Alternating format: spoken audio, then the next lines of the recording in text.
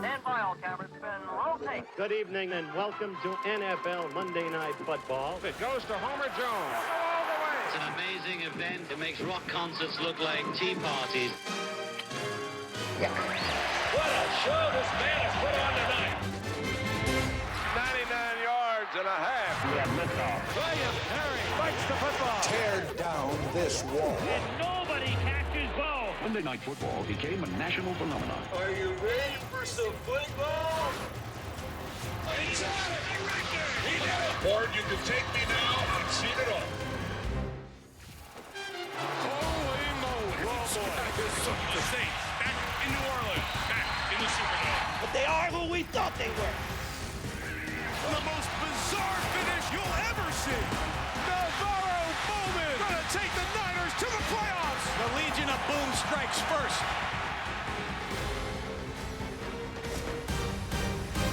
What a football game this turned out to be. The Monday Night Football launch, engineered by GMC. About a dozen miles east of some of the most famous monuments in the world. It's Landover, Maryland and FedEx Field, home of the Washington Redskins. And tonight, a visit from the defending Super Bowl champs, those familiar faces of the Seattle Seahawks, here to wrap up Week 5 of this NFL season. Good evening, everyone. Mike Tirico, along with John Gruden. Lisa Salters will join us here momentarily. Let's hit the champs. John, been off for 15 days, a 2-1 start against some good competition. The schedule hasn't been easy, and whenever we see the champions, one thing we ask, can they do it again? You were out there in Seattle during training camp. You've watched their first 3 games. What's your feel about why these guys have a good chance to win it all again? I think it all starts with their head coach, Pete Carroll. He's finally been given the time to implement his program in the NFL. He's had time to get the players he wants. He's had time to get the coaches he wants. And he's also had time to develop the roster that he wants. But when I spent a few days out there in training camp, I could not believe the energy, the enthusiasm, and the passion that these Seahawks have for football. It's unrivaled any place I've ever been. This is practice at training camp, Mike. You can say whatever you want about the Seahawks. They win because of their talent. They win because of their coaching. They win because of their passion and the way they love to compete and play football. You'll see that tonight. It's fun to watch. Much the way you motivate us for our meetings in the morning. Lay on the floor, we jump over you. And let's talk about your brother, James, the head coach here in Washington, taking over a franchise that is trying to rebuild that foundation of success. They're 1-3. What are you seeing here from this first month? It is a proud franchise. This is a global franchise, and they've had some hard times. They won 3 games last year. They didn't have a first-round draft choice. They've had salary cap penalties. Their quarterback is hurt. They got a lot of things that have gone wrong here. But I think they got to just stick together. They got to work hard. They got to grab a shovel, and they just got to start digging. They got to dig themselves out of this together. They got to keep their head down, Mike, and just keep digging. Here, take this shovel and start digging. Where's your shovel? I could do a lot of things with this, but let me send it to Lisa instead, because Lisa, they have a quarterback in Kirk Cousins tonight making his 3rd start for the injured Robert Griffin III. For Cousins, it's been a long 10 days of shoveling.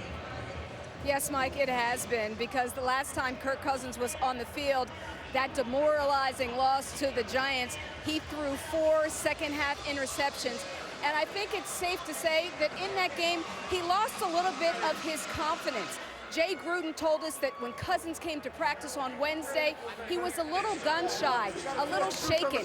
He had felt that he'd let the team down. So the question becomes, how will the young quarterback respond tonight?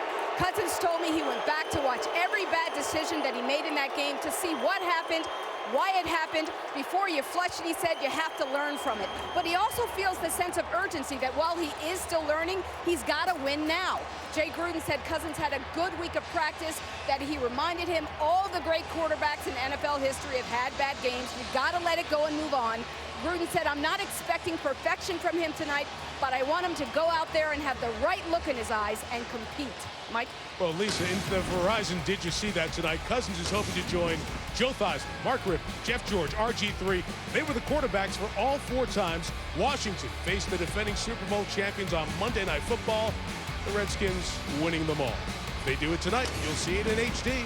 Our telecast in high definition is presented by Verizon.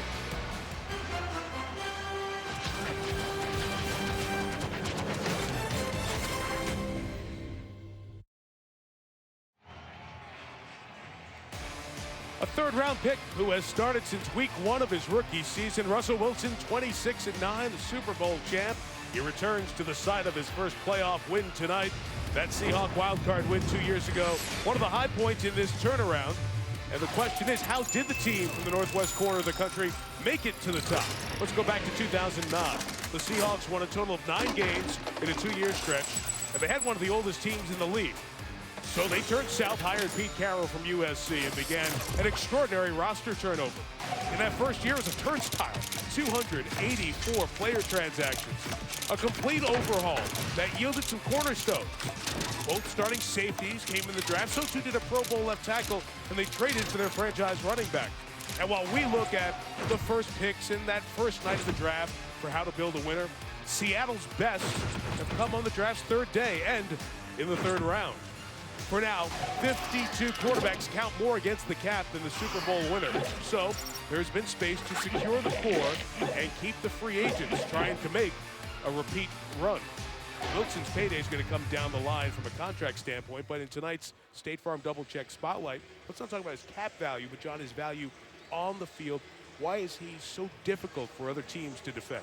Well, he threw for more yards outside the pocket than any quarterback in the NFL last year. He also ran for 539 yards. So his elusiveness is his fastball. The Redskins have to contain him tonight. You can ask the Denver Broncos about overtime last week. Here's a 5-man rush. They get a free blitzer, but they fail to contain Russell Wilson. And on a critical third down, off he goes for a first down to keep the drive alive.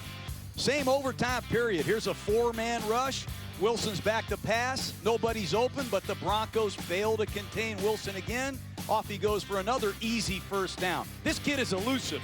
What San Diego did a great job of is they had success containing him. Here's a 5-man rush. Expect to see some of this tonight. They do a great job of building a picket fence with these 5 rushers. Don't rush beyond the quarterback. Be disciplined, stay in your lane, make his 5'11" status matter. Do not let him out of the pocket, and you have a chance. And then if you do rush 4, consider using some line stunts to restrict these scramble lanes and be disciplined in your picket fence lane integrity, and do not rush beyond the quarterback or you're in trouble. But if you can keep Wilson contained and in the pocket, make some of these young, unknown receivers beat you. It's critical tonight that the Redskins contain Wilson, because if they don't, I don't think they have a chance in this one. As Wilson gets set, we get set for the national anthem as part of Breast Cancer Awareness Month. 31 local breast cancer survivors being honored on the field as we join PA announcer Mark Kessler. Ladies and gentlemen, please rise and remove your caps for the posting of our nation's colors. Presented tonight by the Prince George's County Police Honor Guard. And now, we honor America with the singing of our national anthem. Performed tonight by the legendary voice of Sharon Jones and the Dap Kings and cancer survivor, Miss Sharon Jones. Oh, say, can you see by the dawn's early light what so proudly we held at the twilight's last gleaming, whose broad stripes and bright stars through the perilous fight for the ramparts we watched was so gallantly streaming, and the rocket red glare, the bomb bursting in air, gave proof through the night that our flag was still there. Oh, say does that star-spangled banner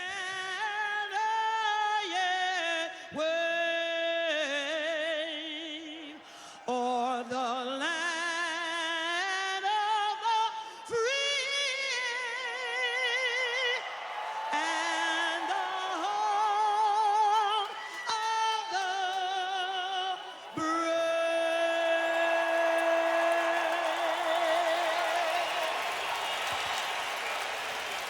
Complete with a nod to the O's here in Maryland. Coverage of tonight's national anthem has been presented by USAA. It's Seattle against Washington coming up next on Monday Night Football. You've been watching the Monday Night Football launch, engineered by GMC and its lineup of Denali vehicles.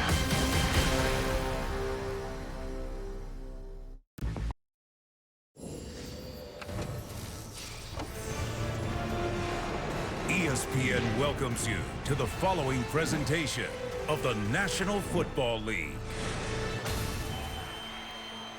Ideal October night, 68 degrees, clear skies as Percy Harvin, the dangerous return man for the Seahawks, back deep to receive. Washington won the toss. They'll take it in the second half, so Seattle will get it first. And Kai Forbath, the place kicker, who has not kicked off the last couple of weeks with a groin injury, will return to those kickoff duties tonight. Redskins 1-3, Seahawks 2-1, and the final act of Week 5 is underway with a pooch kick to keep it away from Harvin. It's Luke Wilson, the tight end, taking it up the sideline, and Wilson is going to be stopped across the 35-yard line. A little scrum on the ground as players have to be separated before Russell Wilson gets set to take the field. Not too far from his home in Richmond, Virginia.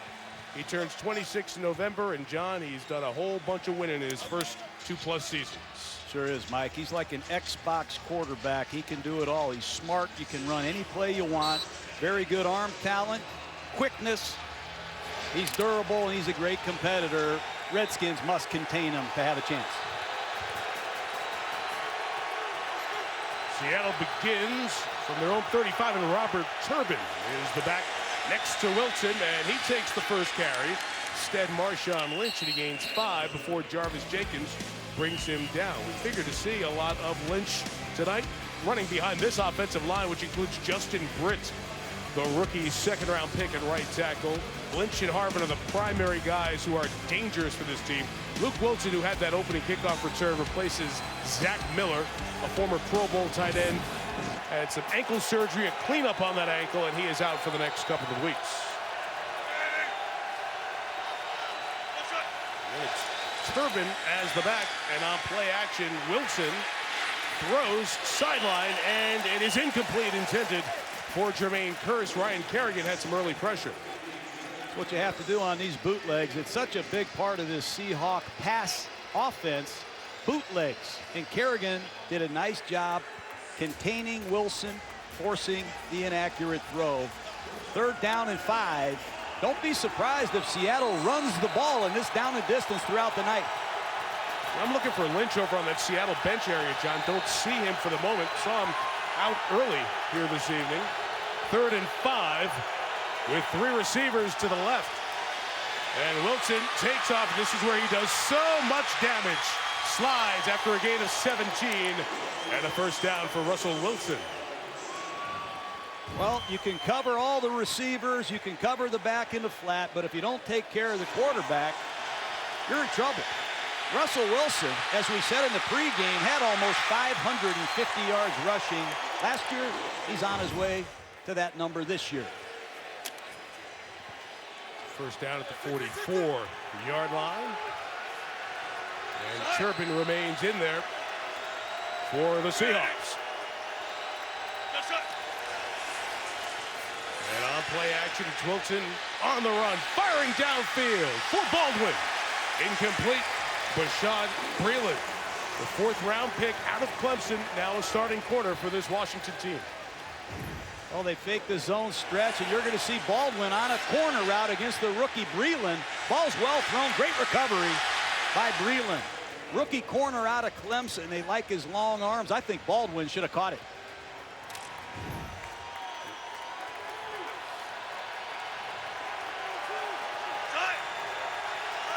Rookie Paul Richardson comes in for Seattle. He's at the top of the screen for 2nd and 10. Fullback Coleman leads the fake to the left. Ton of room for Wilson.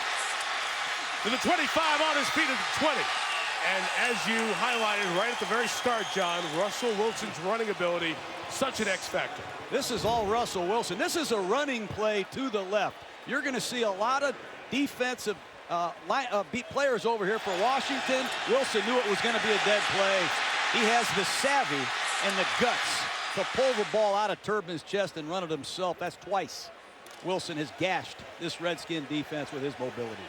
Gain of 29 after a gain of 16 takes the Seahawks into the red zone at the Redskins 15. Percy Harvin lines up next to the quarterback now, and a fire to the end zone for a touchdown. Just like that, Jermaine Kearse with an opening drive score for the Seahawks. Way too easy. Jay Gruden has to be upset with his defense. Similar thing happened to him last week against the Giants. Gonna have a little quick screen up top to lock it. They fake the quick screen, and off goes Kearse right down the seam, and there's nobody near him in the end zone.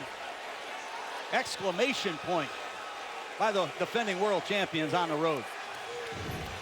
Marshawn Lynch in his uniform with his helmet on the bench, not on the field on that drive, but Wilson does the running damage. Even Hauschka on to add the extra point.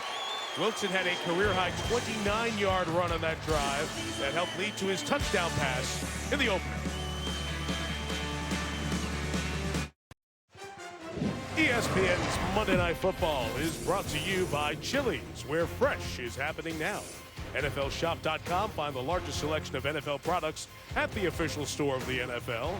And GMC, enter the Never Say Never sweepstakes for a chance to win a 2015 GMC vehicle at GMC.com/NFL. The scaffolding around the Capitol Dome Restoration Reconstruction Project in D.C. And here in Maryland, our coverage from Spider Camp tonight is brought to you by DirecTV. Seahawks tell us there's nothing wrong with Marshawn Lynch. I mentioned he's there with his helmet.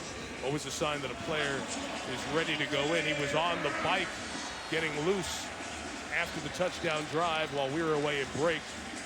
Didn't need him on the opener. Wilson did a lot of running, threw for the touchdown. And Hauschka's kickoff goes to Andre Roberts of Washington, who watches it go off the crossbar and through the uprights. Redskins take over at the 20, and doing that will be Kirk Cousins. This, for the man out of Michigan State, is his 7th NFL start. He's 1-5. John, he was certainly shaken after the 4-interception second half against the Giants 10 days ago. Yes, he's been hot and cold as an NFL quarterback. It's important they run the football, Mike. It sets up everything Cousins does well. Bootlegs and play action passes. Look for Washington to run Morris early.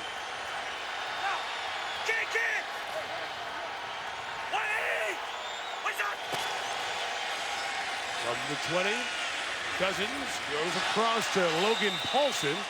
He may have been deflected by one of the Seattle linemen coming across, Cliff Averill perhaps, trying to block that good Seattle defensive line. This front five will watch Trent Williams, a slight dislocation of his right kneecap against the Giants so we can go Thursday. And in terms of the backs and the receivers, it is Morris, who's had 2 terrific years.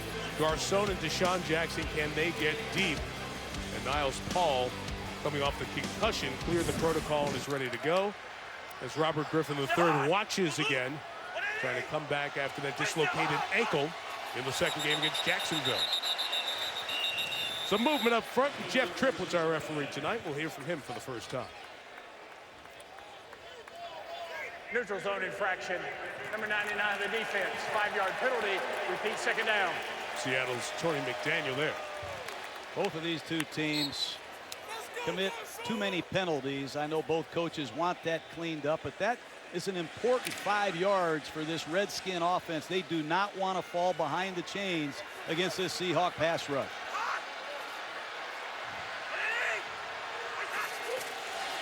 Second and 5, a little bit of a pistol look. Cousins out of the pocket, just benches it, gets rid of it, as there was blanket coverage on Deshaun Jackson.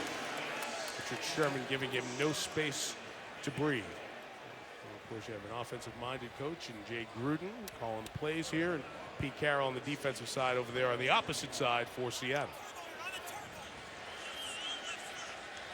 You're going to see a lot of rotation in this Seahawk defensive line. They'll play as many as 8 or 9 different defensive linemen. They try to put their rushers in position to do what they do best. Roy Halou Jr. is the back for 3rd and 5. Seahawks bring 6. Cousins gets rid of it. Andre Roberts gets the first down to the 31-yard line.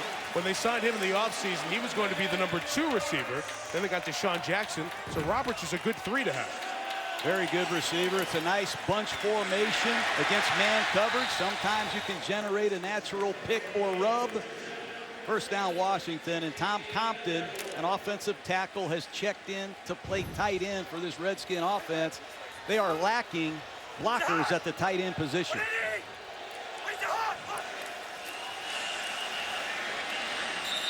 There's a whistle. Faint first whistle we heard. Trent Williams made that first move, I believe, before the right defensive end for Seattle. Neutral zone infraction.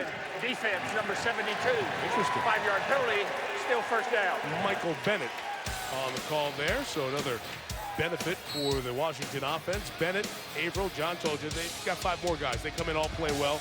Malcolm Smith's the Super Bowl MVP. KJ Wright is terrifically gifted, very versatile backer. And you're familiar with the Legion of Boom, Sherman, Chancellor, and Earl Thomas. Well, Brandon Browner went to New England. Byron Maxwell has come in end of last year, start of this year, and has done a very nice job on that corner opposite Sherman. The first run for Alfred Morris will not gain anything, so it will be 2nd and 5. What a terrific first couple of seasons, John, for Alfred Morris, and already out of the gate he has 316 rushing yards, but you see what he's done since entering the league. He's an outstanding runner. I know they'd like to get him involved as a receiver more than he has in his first 3 seasons. No question, in this zone stretch running attack, he is outstanding.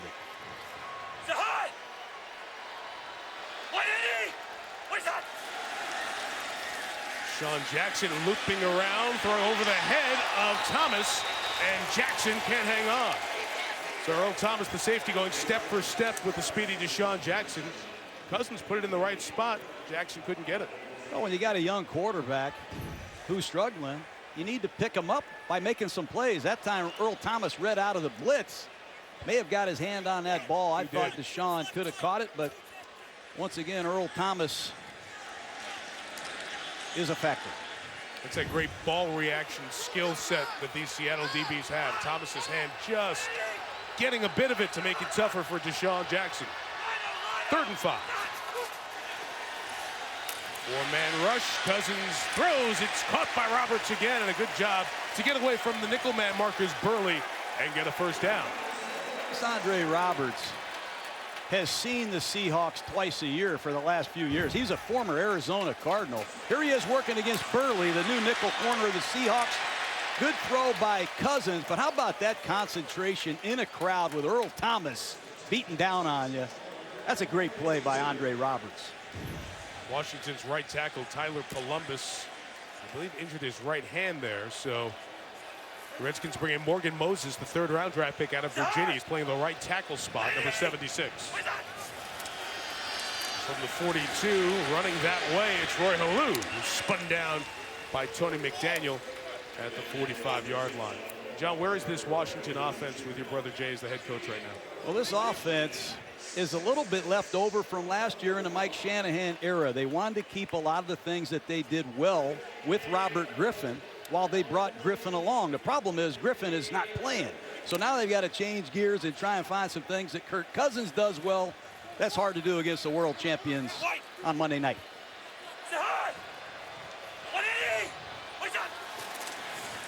2nd and 6, Morris couldn't get to the fullback pocket, lost the football.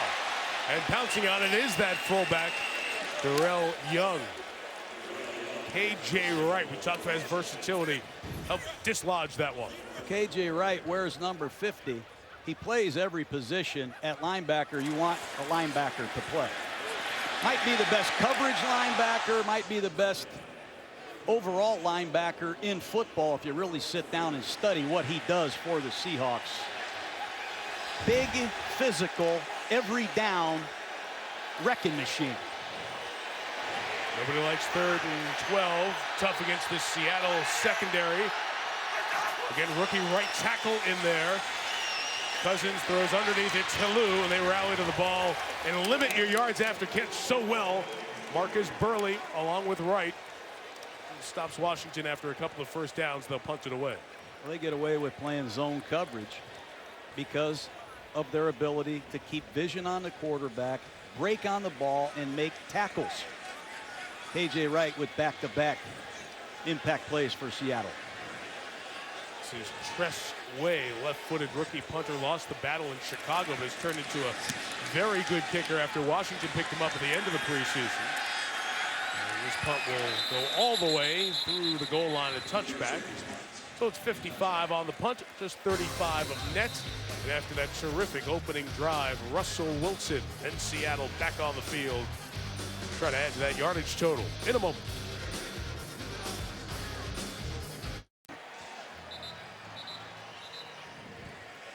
A couple of first downs on that opening drive for Washington. Seattle takes over at its own 20-yard lines. Kirk Cousins and the offense review what they will do on the next series. It's back to Seattle and Russell Wilson, and continue to check on Marshawn Lynch after not being in that opening drive. Percy Harvin lines up next to the Super Bowl winning quarterback.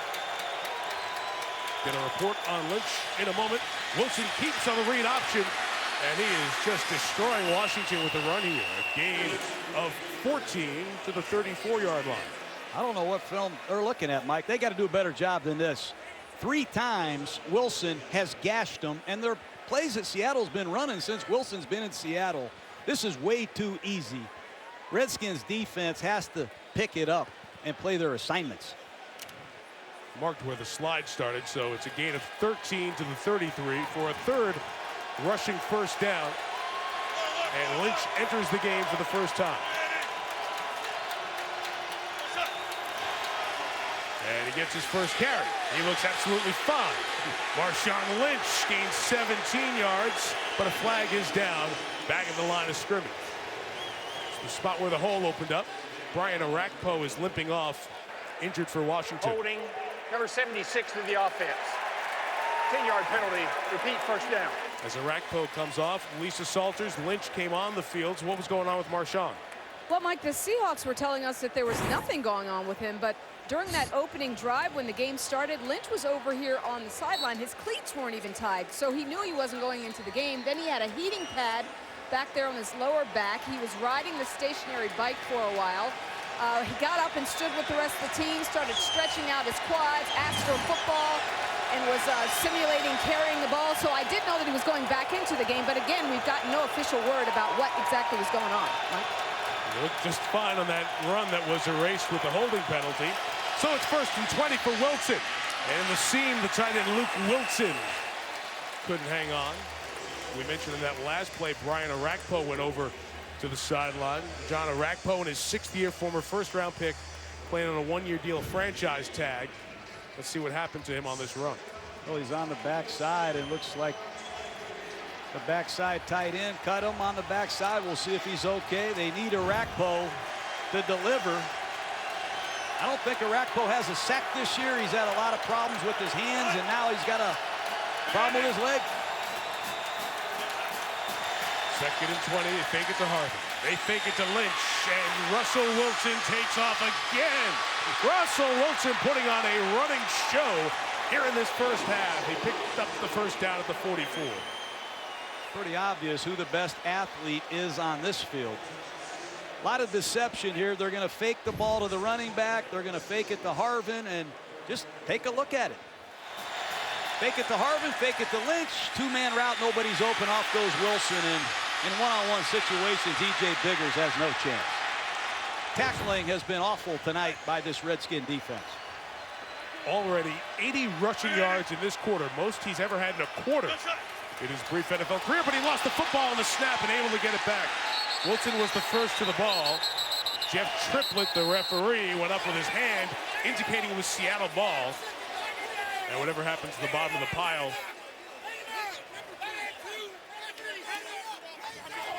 will not matter.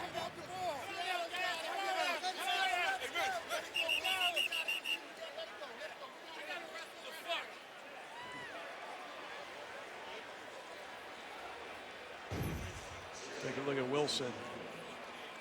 Uncommon error by the third-year quarterback. They have so many different ball handling endeavors in this offense. Looked like Russell just pulled out a little quick that time. Once again, 3 receivers to the left.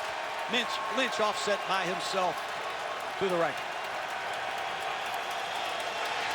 Well, throw it to Percy Harvin. He's got so many balls in that area in the first 3 games this year. Bashaud Breeland does a nice job rallying to the ball to make the stop. John, there is so much of that with Percy Harvin being used as such a unique weapon. Not a lot of receptions downfield coming into the game. Look at all those receptions. The blue circle, 7 behind the line of scrimmage. Very few downfield. It's almost like he's been more of a running back than a wide receiver through the first 3. But he still averages almost 130 all-purpose yards a game. They want his hands on the ball as a runner. Best way to do that is give him a high percentage throw. You see how he stretches the field east to west. Another problem with the snap. Wilson just tries to get rid of it over the head of Lynch as he was being pursued by Keenan Robinson. So a couple of problems with snaps on that drive. Stop it. Excuse me, Mike. That's how a quarterback gets hurt. Center quarterback exchange on first down. Another bad shotgun snap on third down, and Russell Wilson gets hit hard. Max Unger's played too much football for this to happen. Clearly, Wilson's not ready, and Keenan Robinson, arguably the fastest linebacker on the Washington Redskins, brings down Wilson hard. Seattle is great in this area. Lockett will be running from the bottom of the screen as a gunner. John Ryan, the punter. Terrific combo. It's a fair catch by Roberts at the 18-yard line. Only 32 yards of net, and that's low, but they never give up return yardage. Unger trying to figure out what's the snap issue, Coach Carroll. Get to the bottom of that, will you? You have to stop Russell Wilson scrambling. What a factor. Yeah, watch this. He just fakes the ball to Harvin on his own read, and he runs around the end. There's nobody there. We talked about it in the pregame. There's going to be a lot of deception. Fake it to Harvin, fake it to Lynch, throw a play-action pass, but you have to contain this kid in the pocket. The Redskins have 3 or 4 rushers beyond Wilson, and they have no chance to recover. He's too good of an athlete. You have to take something off of the pass rush when you play against Russell Wilson, and I know it's hard. Everybody wants sacks. Love that look. It's the first time on Monday Night Football in partnership with the NFL. We bring you next generation stats. Great way to trace how difficult and deceptive this Seattle offense can be and how physical and dominant the defense can be seen right there. Bruce Irvin, Brandon Mebane able to bring down Morris right at the line of scrimmage. Well, you're not going to run the football if your tight end doesn't block the end man on the line of scrimmage. That time, Bruce Irvin took it to Niles Paul at the point of attack. Nothing doing. And again, Seattle is substituting freely with their defensive line. They keep these big men fresh. Tyler Columbus was out there for a play, came back out. Morgan Moses returned to that right tackle spot for Washington. 2nd and 10, and they got right past Moses, and that pass is off the hands of Jackson, and let's see the ruling on the field. Complete as Thomas tried to bring it in. Cliff Averill blew right past the rookie Moses and nearly turned into an interception. There's the rookie at right tackle, number 76, and Cliff Averill beats him off the snap. No chance for Morgan Moses. It's a heck of a throw by Cousins. It's a great throw under serious duress. Cliff Averill should buy stock in Monday Night Football. He has a sack in all 4 games. He thrives under the big lights. In the starting blocks, ready to come after that rookie right tackle. It comes inside as they bring pressure, and it's Helu on the check down, brought down. KJ Wright, Cliff Averill, only a gain of a yard. Averill starts up there at the left defensive end spot, across from Columbus, who is out. Now Moses. And Averill loops all the way around and comes around to make the play on the opposite side of the field and make it 3 and out for Washington. This is where the Redskins have struggled the most in the last couple years, Mike. Special teams. They commit way too many penalties and they struggle to cover. Press Way kicking. Brian Walters back. Booming kick by Way. 57 yards. And from the 23. It is Walters picking up blocks like you talked about, John. Coverage has been poor. Lack of depth on this roster as they try to find the future of this team. 20-yard return. 7-0 Seattle.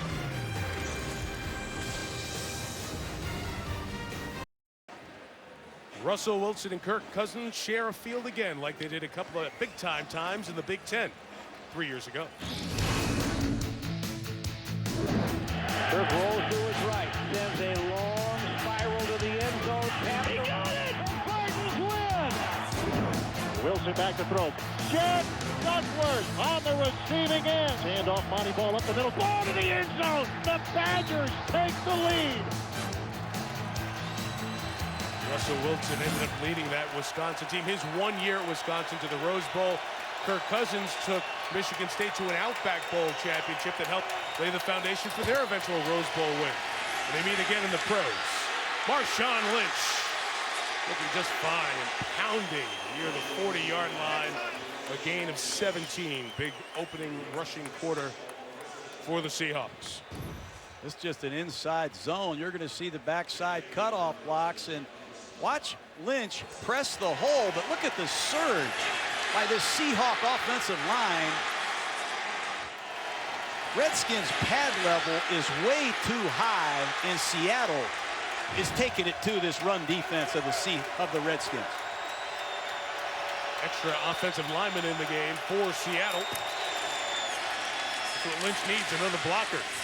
Time Redskins defense rallies to him, keeping him shy of a 35, gain of 5 yards. It was interesting what the defensive coordinator Jim Haslett said about Marshawn Lynch and trying to stop him. It was a unique way of saying we've got to get a lot of hacks to the ball, got to have a gang tackling team. He said we got to get some population there.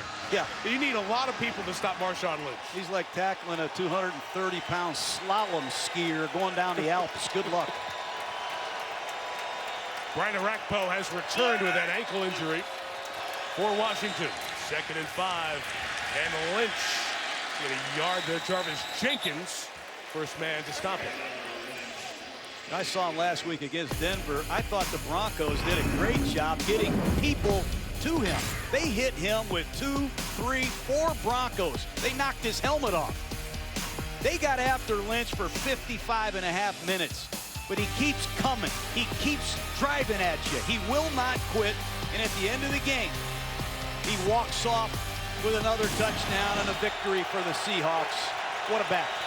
3rd and 4 will become 3rd and 9 as Russell Okung moved early. Start. Number 76 in the offense. 5-yard penalty, still 3rd down. You know, one of the things you want to do on 3rd down and 8 is cut your pass rush loose. You'd like to play some combination coverages. But the number one thing you have to do is defend Russell Wilson scrambling. And that's what makes Wilson so hard to defend. They must keep him in the pocket. Look for a stunt by this Redskin front. That penalty may have cost field goal range for Seattle, depending what they do on this play. Washington brings pressure, and Wilson is sacked by Ryan Kerrigan.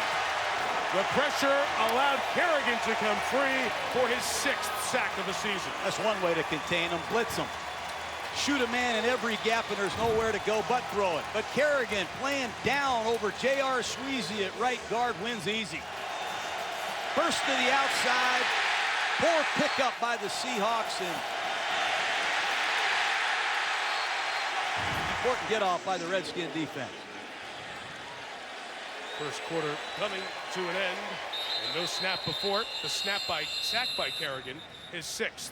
He is tied with Justin Houston for Kansas City for the league lead. After 1, Seattle by 7 on Monday Night Football. ESPN, celebrating 45 years of Monday Night Football.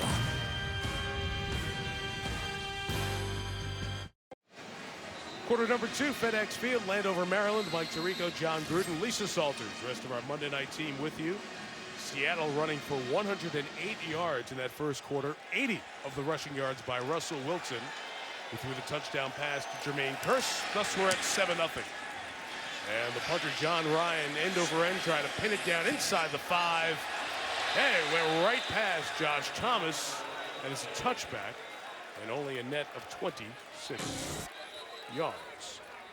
Well, before the game, Deshaun Jackson, Richard Sherman, these guys got to know each other back in their youth days in Southern California. In fact, they were Little League baseball teammates, the Holly Park Little League. Deshaun Jackson's dad coached the team. has since passed away, but Richard Sherman telling us they got to know each other, what a great talent Deshaun was, and Deshaun's dad would come pick up Richard a half hour away from elementary school to bring him to the practices. It was part of the reason those two have gotten to know each other along the way, and they get to match up here tonight. One of the featured matchups. The penalty flag was thrown on the opposite side of the field, the back end of that punt, and E.J. Biggers was whistled for holding. So instead of starting at the 20, this drive, John, will start at Washington's own 10.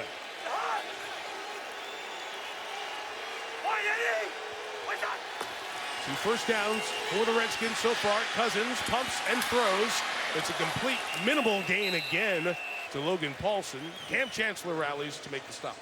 Seattle defense. They play an 8-man front on almost every play. They set the edge. They won't let you run the ball to the outside. They have speed at middle linebacker with Bobby Wagner.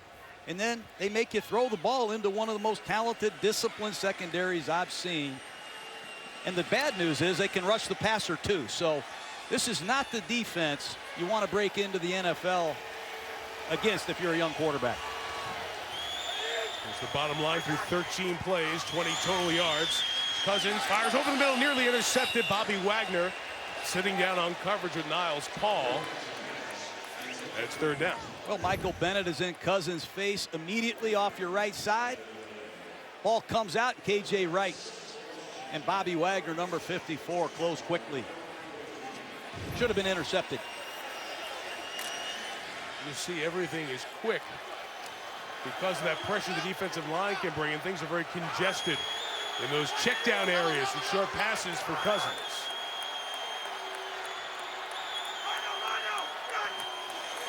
It's 3rd and 6. Some time here, but incomplete as Deshaun Jackson and Cousins weren't on the same page. It's back-to-back 3 and outs for the Washington offense. When you run a shallow cross, you must sit down against the zone coverage. That time Deshaun Jackson stays on the move. If it's a zone coverage, you better sit down, because if you stay on the move, you will get hit hard. That time Cousins is expecting Jackson to sit down. They're not on the same page. Football got loose from the sideline, thus a stoppage for a moment before Tress Way kicks it for the Redskins.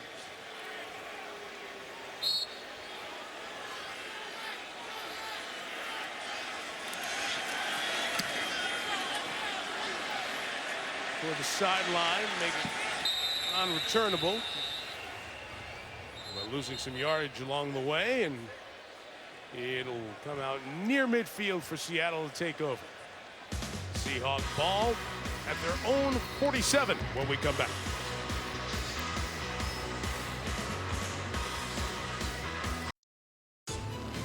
On this field a couple of years ago, it was a big comeback by Seattle. Marshawn Lynch with the run at the end. That was the game that Robert Griffin III got injured and their dream season ended. Seattle won by 10. Seattle went on to win another playoff, or go to another playoff game, I should say, lose to Atlanta, but then comes back the next year and wins the Super Bowl. These are just regular season records from that point on. Washington 4-16, tied for worst in the league. Seattle 15-4, tied for best in the league, and that 15-4 doesn't include the playoff victories on the way to the Super Bowl championship a year ago. In their own 47, Wilson setting up the cross with Doug Baldwin into Washington territory. Mark him out at the 33-yard line. That's a gain of 19. Well, nobody covered him. Just a shallow cross coming from right to left, and you're going to see number 89, Doug Baldwin, uncovered. I don't know if David Amerson is supposed to be out there or what, but when you run a shallow cross and nobody's there, you're going to gain 19 yards. Amerson, the second-year corner out of NC State. Rashad Breeland on the opposite side, a rookie out of Clemson. Very young corners for the Redskins. Lynch hit by Ryan Clark as Keenan Robinson was dragging him down to the ground, but a good first down run for the Beast. Real speed, real sound. Marshawn Lynch. Redskins are on their 4th different nose tackle. Barry Cofield is out. Chris Neal has been out. I see Kedrick Golson in there playing a position now. And the Seahawks know it. They're going to continue to pound the Redskins front with Marshawn Lynch. 28. Wilson's going to throw that quick to Harvin. It was covered. Throws it back to Lynch on the opposite side, and it turns into a gain of 2 yards. Some of these plays you see in Seattle are not how you draw them up. This is a running play with a built-in quick screen, and Russell Wilson wants to throw it to Harvin. But Kerrigan is in the throwing lane. Wilson reverses his field, throws a lateral that's tipped. It's caught by Lynch. I'd like to be the play-by-play man of the Seahawks. I'll bet he has a lot of fun calling these games. Yeah, any play you want. America's waiting for your play-by-play debut. I don't know what's coming next. I'll start drawing stuff for you. Frank Curse had the deflection. It's 3rd and 4. Movement up front by Curse here. And the flag comes down.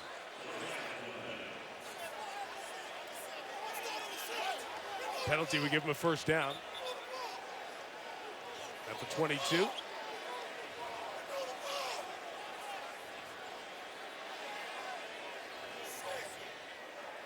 Both start. Offense, the center with a head bob. 5-yard penalty, still 3rd down. It's the second 3rd down penalty that makes it 3rd and 9. They get Unger. Let's watch. You decide. Boy. Wow. I don't know about that call. He's just looking bad. He just had a bad snap a couple of series ago, so he's going to take a second look back. That's a 4th pre-snap penalty on the Seahawks. Important they take advantage of the field position. They've been unable to do that the last couple possessions because of these penalties. Hey, it's a break for Washington. I don't think that was a good call at all. I don't either. 3rd and 9. Odd look here from the front for DeRush Wilson, who fires complete to Harvin for the first down, just inside the 20. Rookie Bashad Breeland playing very soft. Biggers is playing underneath. I have no idea what that coverage was. Well thrown ball by Russell Wilson. D'Angelo Hall, the best corner for the Redskins, out for the year. Breeland or David Amerson has to step up quick.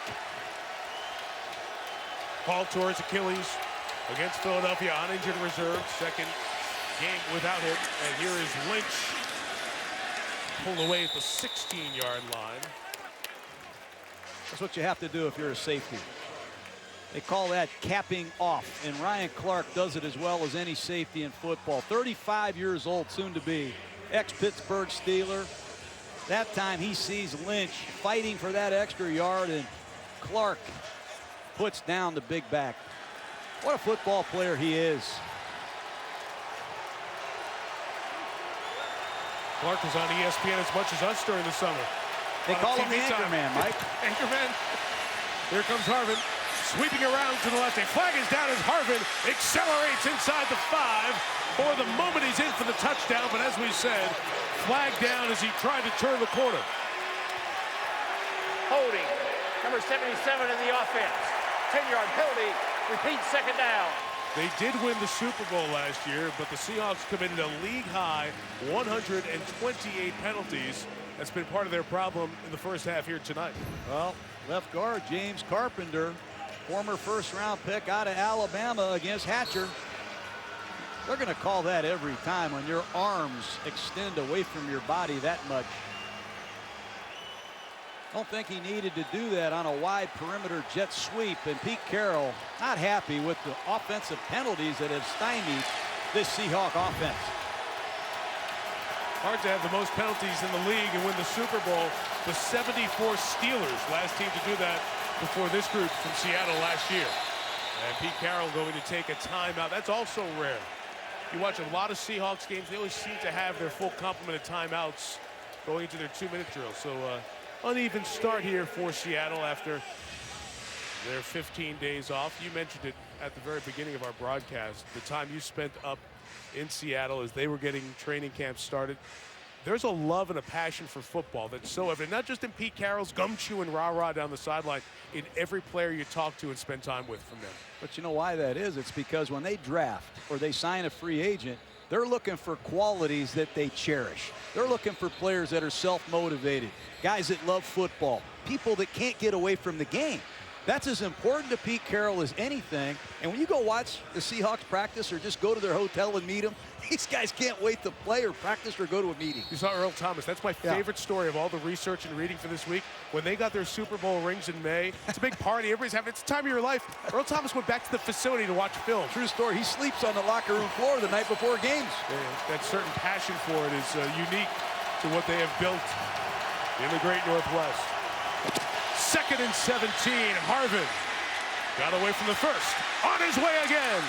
Harvin inside the 5 for the touchdown.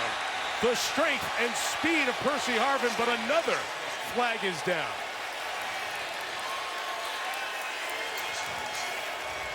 I call an ineligible lineman downfield. Long conversation here with Jeff Triplett and his head linesman. John McGrath and Triplett are talking about.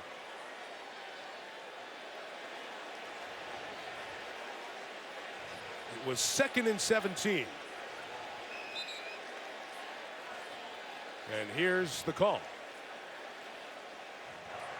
False start offense. The wideout flick prior to the snap. Called it on a wide receiver. Please put the game clock back to 10:24. I thought Harvin was going in motion. They called illegal motion when he came in motion. That's what Pete Carroll is arguing. But I'm going to tell you, Mike, if Bashad Breeland continues to play off coverage against Percy Harvin, he's going to be under the microscope all night. That time Harvin made him look bad after the catch. Long conversation for a false start penalty, trying to determine if in fact he was in motion or had just turned to receive that little bubble. In any case, it is 2 touchdowns for Harvin denied by penalty. And Lynch runs for a gain of 4 yards to the 27.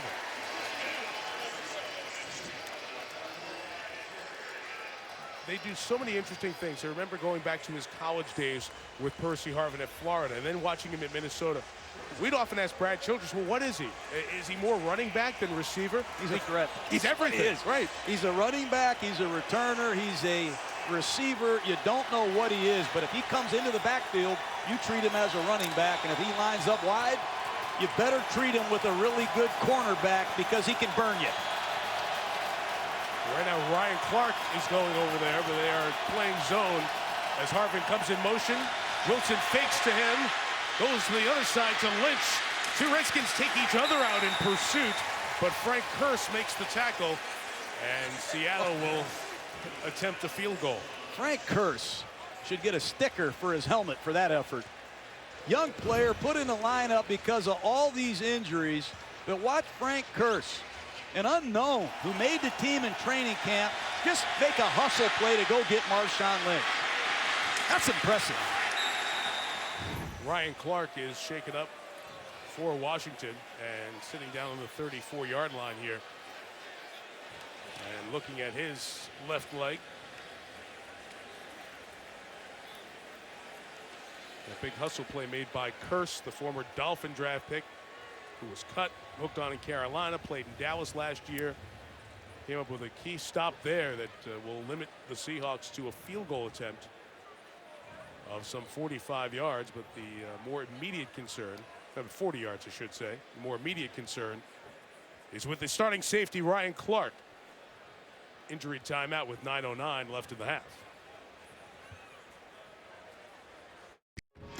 ESPN's Monday Night Football is brought to you by Jockey. Quality crafted to last longer. Guaranteed. Jockey, supporting greatness. Subway restaurants, fuel your training routine at Subway. Subway, train hard, eat fresh. And Autotrader.com, land a great deal on your perfect car at Autotrader.com.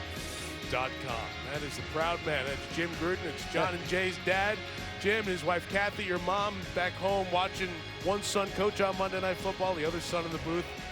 Great people and pretty proud, I know. Yeah, I tell you what, he's not watching this game right now. He gets nervous. He's probably walking around yelling at Jay right now. Get something going. Love my dad. I'm proud of him. Awesome, folks. He spent a lot of time in this league, in college as well. Respected scout and coach. Stephen Hauschka from 40 didn't hit it clean, but knocks it through, and Seattle extends the lead to 10-0. Pretty special family. Mention your mom and the one smart brother in the family, right? Yeah, Dr. Jim. There he is up top. He's a doctor in New York City. He got all the brains.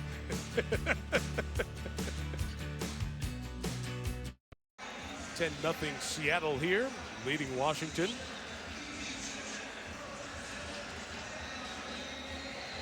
Cam Chancellor, Earl Thomas, the Seattle defense that's so good. One of the reasons their special teams are so good, we see these players on teams covering kicks. They insist on being on them, Mike. Hauschka for the boot. No return. And Washington will take over at its own 20. It's been a struggle for field position in this first half drive, starting at their own 20, their own 19, their own 10, and now this one at their own 20 again. Hard to do.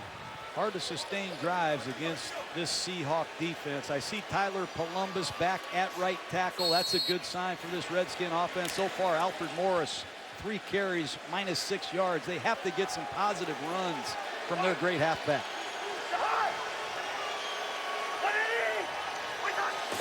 First and 10 from the 20, and it is Cousins scanning, nothing open.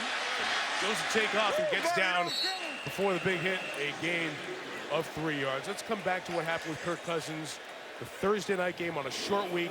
He had over 400 yards against Philly, made the key interception late, then had the 4 picks against the Giants. So how do you watch a quarterback come back from a game like that? Well, you got to be careful, obviously, with your play selection early. He's just got to feel the rush better. He's got to move in the pocket better. He's got to play with a quicker clock in his head. His pocket skills have to improve, and the only way they will is by playing.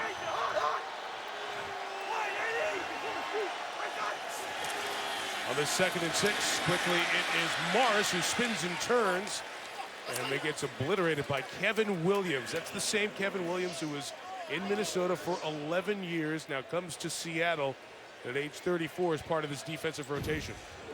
Well, Kevin Williams can play the nose tackle position. He can play on the outside shoulder, the guard. One thing I know he can do is he can play the run. He's a really good run player, has been for a long time, and he's fresh.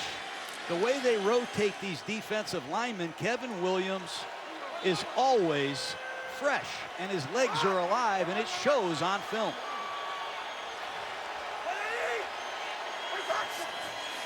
Third and 3, in desperate need of a first down. It is a throw broken up by Bobby Wagner, the middle linebacker. And it's the 3rd consecutive Washington drive to go 3 and out.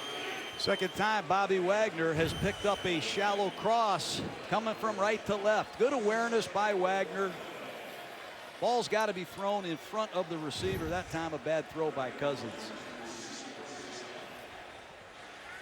Walters had a 21-yarder first time around. Tress Way kicked away from him the second time and out of bounds.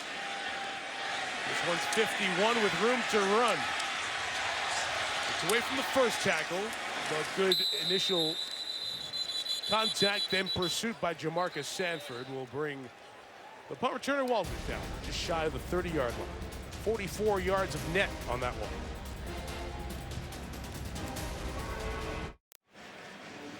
Teams that have butted heads atop the NFC West, Seattle and San Francisco. We'll see the 49ers next week taking on the Rams in St. Louis. Monday night countdown at 6, then we'll be there at 8:15 Eastern. Is that the Mighty Quinn? It is. I know a song about him. Are you going to sing again? No. I think he'd like you to. Maybe that'll get the sack total going. It has been an absence of pressure. Part of the story, St. Louis a fierce fight to the finish, but they couldn't finish off Philadelphia yesterday. Wilson protected over the middle. Baldwin being hit on Baldwin by Ryan Clark, who's back in the game at the 45-yard line. We talk about Russell Wilson already a couple of times this year. He has beaten Super Bowl champions now 8 times in his career, including the playoffs. The guys who've won the biggest games: Breeze, Rodgers, Peyton Manning, Tom Brady in that rookie season, Eli Manning, and now Russell Wilson is in that group. But he was very candid about what beating those players has meant in his development now in his 3rd year in the league.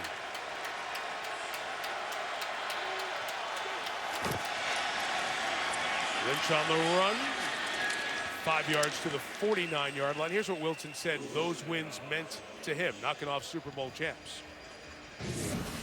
For me to win a game against Tom Brady, Peyton Manning, and those type of players, it's not easy to do, because they're such great quarterbacks and they play the game so much, and that's where I want to be one day. I want to play the game for 15, 20 years, and to know defenses so well, know my offense so well, where I'm just calling everything and so I'll get there at one point. It's getting closer, that's for sure. You got the ring. 2nd and 5. He's got Harvin now. And Percy Harvin gets the first down to the Washington 46-yard line. They call this mystery ball handling in Seattle. They work hard on this. Percy Harvin is going to get the ball on a jet sweep, but Brian Arakpo can't chase it because Russell Wilson might just keep it. It's the threat of Harvin one way, Lynch one way, and Wilson the other that terminates defenses. And Percy Harvin doesn't run like a wide receiver, does he, Mike? Not at all. Wow.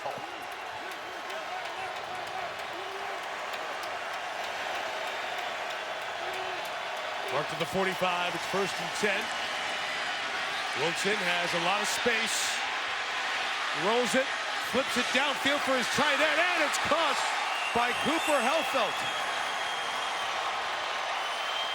Cooper Helfelt, the ex-Duke Blue Devil, been on the practice field, gets his first catch, pressed into service with the injury to Zach Miller. Look at Russell Wilson running to his left. He's amazing. And Helfelt gets his first NFL catch. A gain of 37, kept the play alive and ran away from Perry Riley Jr., the linebacker. And the practice squad the last couple of years. Cooper Helfelt comes up with a big play. And Wilson follows with a keeper touchdown. That's the deception in the ball handling you spoke about a moment ago. I tell you, you get great acceleration and quickness. Just take a look at the ball handling. Is he going to hand the ball to Lynch or not? Shotgun formation. Zone read. The rookie, number 93, Trent Murphy, took the cheese and off went Wilson. Awfully easy. And watch where Wilson goes, Mike. He's going to get out of bounds. That's the best thing he does for this Seahawks football team, take care of himself. Score confirmed from upstairs. Wilson continues to add to his rushing total. He's got a great chance for a 100-yard rushing night. They can get it in a half if they get the ball again. 5 plays, 70 yards. The speed and movement of Russell Wilson. Out of the pocket, throwing on the run, and then running it in for 6. That's a pretty good half. He's thrown for a touchdown. He's run for a touchdown. He's got over 100 yards passing, which is that big a deal normally, but he already has 89 rushing yards. A complete performance on these first 5 drives for Russell Wilson has put the defending Super Bowl champions up 17-0 here in Washington.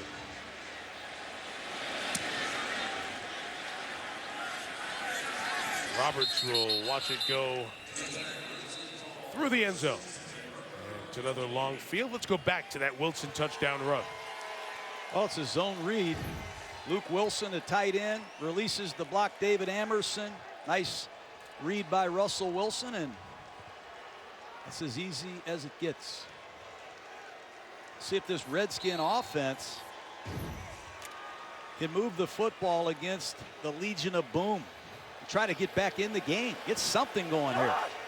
The first possession, they had 15 yards and 2 first downs. Nothing on the last 3. They'll try Morris, and he'll gain nearly 5 out to the 25-yard line for Alfred. It's Richard Sherman playing left corner for the Seahawks. He does not flip sides. People ask him a lot of the time, how come you don't go play the best receiver? Why do you always stay on the left side? He says, that's disrespectful to Maxwell. He says, I'm going to stay over here and cover my guy, and Maxwell will take his. He's fully capable. Boy, is he locked in at left corner for the Hawks. Watching Deshaun Jackson here. on this 2nd and 5. The run is to the other side, and Morris gets a first down, much needed. And out to the 36-yard line for Alfred Morris. It's good back-to-back runs by Morris. The zone play off the weak side, right behind Pro Bowl left tackle Trent Williams, who's doing a nice job against Schofield. Trent Williams can play. Step with your outside foot, reach and run him off the screen. He's done it quite well for a long time. Sean Laval, Corey Lichtensteiger, left guard and center, combining to open that space. Now it's Morris to the right. And Kevin Williams joins Bobby Wagner to bring him down shy of the 40-yard line as we dip inside of 3 minutes by the time the next snap comes along. That's how this offense is set up right now for Kirk Cousins. We need to run the ball with Alfred Morris. It'll set up the two things that Cousins does well: bootlegs, play action passes. Wouldn't be surprised if you see one here. Hard to get space, to get time for deep developing routes because of the good job these corners do. Roy Halou Jr. is the back. Cousins flush, throws on the run towards Jackson. Deshaun Jackson all the way home. Washington touchdown. Jackson beats his old friend Richard Sherman. They'll be talking about that. Great job by Kirk Cousins. We talked about it earlier, Mike. He's got to do a better job in the pocket. That time, he felt pressure. He escaped to his right. And Deshaun Jackson goes to work against the great Richard Sherman. You bring him in a close split like that. Sherman played off coverage. But watch Cousins step up, move to his right. Actually, he didn't really get Sherman as much as I thought he did. Yeah, Chancellor comes over on that coverage as Sherman comes to take the inside receiver. And Jackson gets a deep ball, only the second deep shot he's hit. It is a 60-yard touchdown. Well, the scrambling of Cousins got Sherman out of position, and Deshaun Jackson hurts him. High Forbath able to add the extra point. So this is a Washington team that was limited on its first 21 plays in terms of yards. Gets a big one from Deshaun Jackson to get on the board. 17-7 Seattle. With that early first down running got Kirk Cousins an opportunity to get out of the pocket and do what Deshaun Jackson does best. 50-plus yard touchdowns since he entered the league. No one has had more long balls. 19th touchdown of 50 or more for Deshaun Jackson.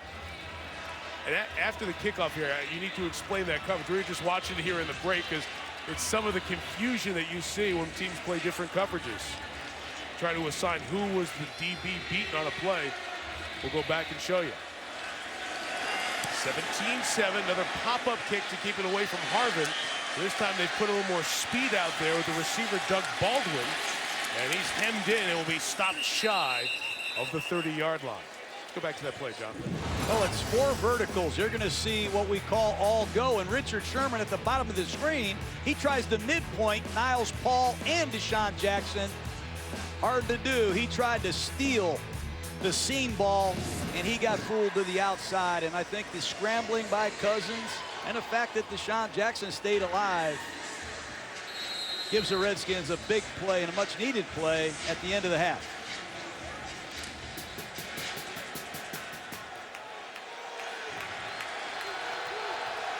Enjoying those next generation stats. In partnership with the NFL from the 29, Seattle with 2 timeouts, and Washington's defense, Perry Riley Jr. able to stop Robert Turbin, along with Kearse, who's had a very big first half here. Seattle try to squeeze in one more play before the 2-minute warning.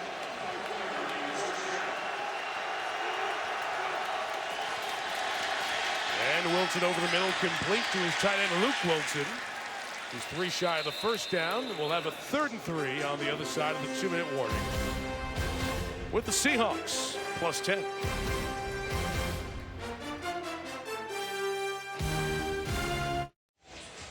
Chris Berman standing by for the Toyota halftime. We'll have the latest news updates from our insiders, Chris Mortensen and Adam Schefter. It includes a story on Detroit's Calvin Johnson. Lions talking about maybe not playing him next week as that foot injury continues to bother him. Today on SportsCenter has everything that's happened today in sports, including the baseball playoff updates. The local folks happy as the Nationals staved off elimination, winning in San Francisco 4-1. After that 18-inning marathon not too far from here at Nationals Park a couple of days ago. Toyota halftime coming up momentarily. 3rd and 3 for Russell Wilson in Seattle, and Robert Turbin's the back. Wilson, first option cover, and the pressure from Merriweather and Kerrigan brings him down. I'm shocked that Russell Wilson didn't change that play. Jim Haslett comes with an all-out blitz. Totally fools Russell Wilson. They bring the house. Nobody adjusted their route, and down goes Wilson. And momentum has changed. Shockingly so after the first 25 minutes of this game. Timeout taken by Washington, each team with 2 timeouts. Brandon Merriweather will be credited for the sack. Back for the punch in a moment.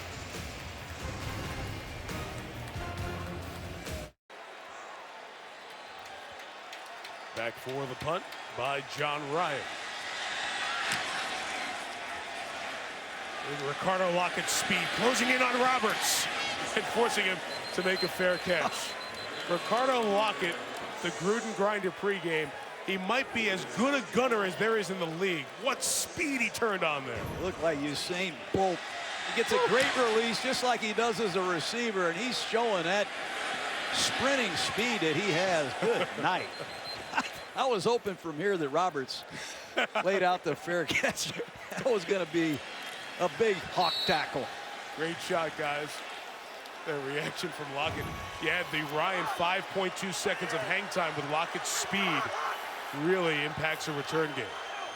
1:44 left. Washington has 2 timeouts. Averill is stopped on the stunt, and Cousins throws complete to Roy Halou. Hit down by Chancellor at the 30. It's a first down. No need to spin the ball. You're in a 2-minute drill. You want to speed things up. Got to be careful right now if you're Kirk Cousins. He got away with one late down the middle. Can't do that and get away with it against this Seahawk defense. Don't want a turnover. Like to get something. Remember, Washington gets the ball to start the 3rd. 1:15 remaining. Cousins hit as he throws. Incomplete. Short of Halou, and Michael Bennett brought the heat. Bennett lines up everywhere. I've seen him play right in, left end, over the guard, over the center. He is the best pass rusher on this Seahawk defense. That time he beats Chris Chester and brings down Cousins. Chester needs some help in one-on-one situations against Bennett, just like most guards. This is when Seattle puts its best pass rushing unit out there. On the defensive line, gets some extra defensive end pressure in those normal tackle spots. 2nd and 10. Bennett got help that time, and Cousins fired for Roberts. Incomplete. Roberts needs to make that catch. You get a good protection down. You get an open receiver in the middle of the defense in a 2-minute situation. Roberts needs to make his catch right through his hands. Wow. And 3rd down and 10. This is where the Seahawk defense is the best in football.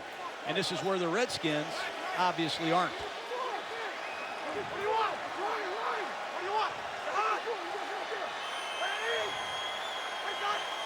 1:06 left, 5 on the rush. Cousins unloading deep downfield. A lot of contact downfield, and no flag. Pierre Garçon was trying to get deep. 2 Seahawk defenders run into Garçon, and the back judge is getting a look from 53 Redskin players on the sideline. Well, it's a blitz. It's one-on-one coverage. Garçon wants to get to the corner, and Sherman has outside technique. Looked like Garçon pulled Sherman down by his hair. I think that's a good no call for sure. So now Tress Way will punt. It's a big kick, almost 60 yards. Sending Walters back to the 11. Turned around and brought down with a flag coming down. Akeem Davis turned him inside for Silas Redd, the running back, to make the stop. And And with 46 seconds left, we'll check the flag. And Sherman made contact outside the 5 yards, but then Garcon just grabbed onto him and tried to pull him inside. There is no foul for an illegal blocking it back. First down. Coach these situations with me, John. 46 seconds, 2 timeouts. It's one of those where you don't always jump right into your 2-minute offense. Sometimes it's a little probing to see if you're going to jump into it or not. Well, with Russell Wilson in this field position, you never do know for sure, but I'd probably be very careful on a first down call in his field position.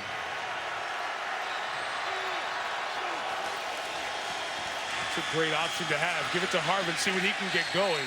He gets nothing going there. Washington 2 timeouts left. As you said, they get the ball first to start the second half.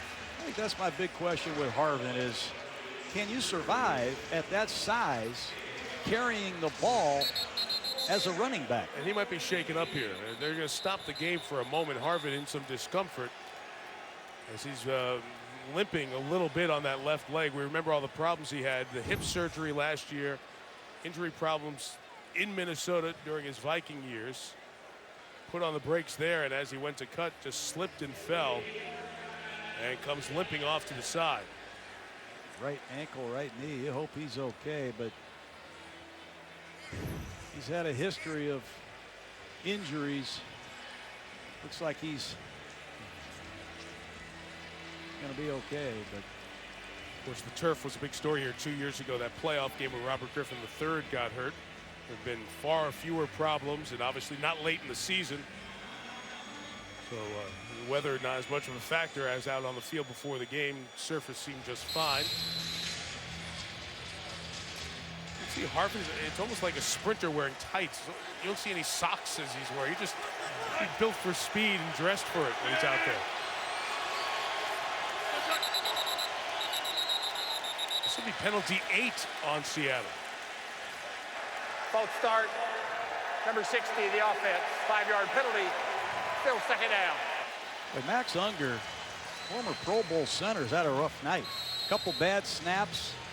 One call I didn't agree with, a head bob that time. Another false start. I'd be real careful if I was Seattle. I'd get to the locker room. They got to clean up these pre-snap penalties for sure. Second and 14. Washington still has 2 timeouts left. Seattle lost one because of the injury to Harvin inside of 2 minutes. Wilson will boot it and throw it to Baldwin complete. Doug Baldwin's going to step out of bounds. How about the confidence first down that you must have in Russell Wilson? You're on a bootleg to his left in a backed up situation. Left side of your screen, Arakpo's unblocked. You got a receiver securing the edge, but gutty call. So 3rd and 1, 19 seconds left in this first half. The rookie out of Colorado, Paul Richardson, is at the top of the screen. One of the 3 receivers to Wilson's right. We'll throw it to Baldwin. Get the edge, get the first down, and get out of bounds with 14 seconds remaining. Now 13.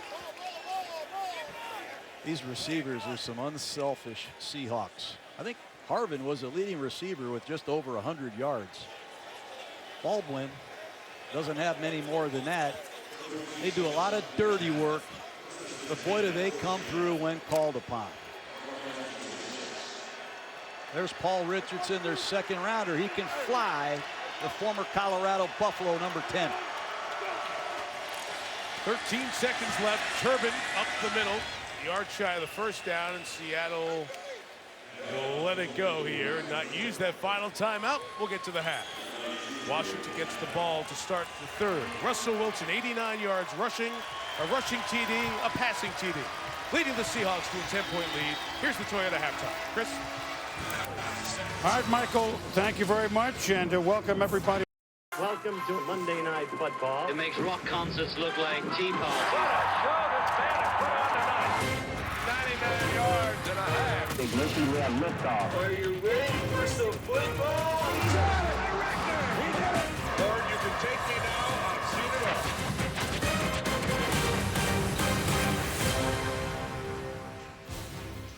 The 699th Monday Night Football game set for the second half. 17-7 Seattle on top. There are the key numbers.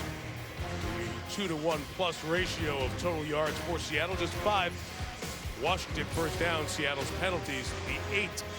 Certainly a problem for Pete Carroll's team in the first half. Mike Tirico, John Gruden. If there's a headline, it's Russell Wilson. If there's a question is, how do you stop him or contain him here in the second half? He's hard to stop. He can hurt you as a runner or a passer. And clearly tonight, he's done both. But you got to contain him. Here's Percy Harvin in motion. They fake it to Harvin. They fake it to Lynch. It's a play-action pass. And one-on-one, E.J. Biggers is no match for Russell Wilson.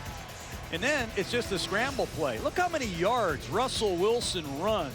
He's going to run 36 or 37 yards. And he throws a pass to Cooper Helfelt that set up another touchdown. A lot of these plays aren't scripted, Mike.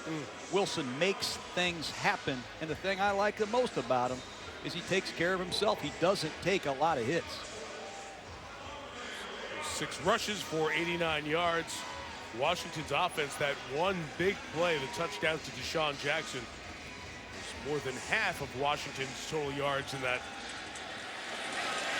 first 30 minutes. Stephen Hauschka been all touchbacks so far, and that continues as we send it down to Lisa Salter. Hey, Mike, well, I just talked to Jay Gruden. He said, we got to get Alfred Morris going again. He said they did a nice job of stopping the run early, and we just abandoned the run. We got to get that going again. And then we got to challenge them down the field, throw the ball. He said, what the heck, right? Sounded just like John. As for Pete Carroll, he said too many mistakes. We were hurting ourselves. Little things, execution-wise, we got to clean up on both sides of the field. And an update on Percy Harvin. He was treated for cramps at halftime. He got an IV fluid back in the locker room, but he's back on the sideline. That's great news given his injury history. Washington takes over at their own 20 with Kirk Cousins making start number 7. And on play action, first down. What the heck? Take one of those shots towards Deshaun Jackson, who got bumped and brings it in. Spectacular grab after the contact with Byron Maxwell. Flips the field. What you got to do, go after Byron Maxwell. That's what everybody's done. Work away from Sherman, throw it to a fast wideout off of play action. Beautiful move against Earl Thomas in the post, and that ball can't be thrown any better, Mike. Watch his throw. 7 steps, 1 hitch, let it rip. If Cousins gets hot, I've seen him do some really exciting things, Mike. 57 yards on that pass reception. Now from the 23, it is Morris to the right. Cam Chancellor pulling him back 2 yards there. So Deshaun Jackson, John, as we talked about with all his touchdowns, so many deep balls he's caught over his career. It's amazing. I talked to Jay Gruden about this, and he says to his quarterbacks, when he's even, he's always leaving. And he always finds a way to track the ball. He was a great baseball player, drafted, by the way, and it allows him to play center field at 4.3 speed. Not many deep receivers like him. Richard Sherman did talk about that ability to track it down as an outfielder. Very similar approach going to get balls like that. 2nd and 8, looking Jackson's way, it's covered. Morris, that's what the Seahawks do as well as anyone. Bobby Wagner, contact, no yards after the catch. We talked about hawk tackling in the pregame. And Bobby Wagner, watch him, number 54, he's going to come from his middle linebacker position and make a beautiful one-on-one open field tackle. Eyes through the thighs, lower the target, shoulder tackle, roll to the side of your leverage. I sound like Coach Seto, the tackling coach to the Seahawks. I got their manual.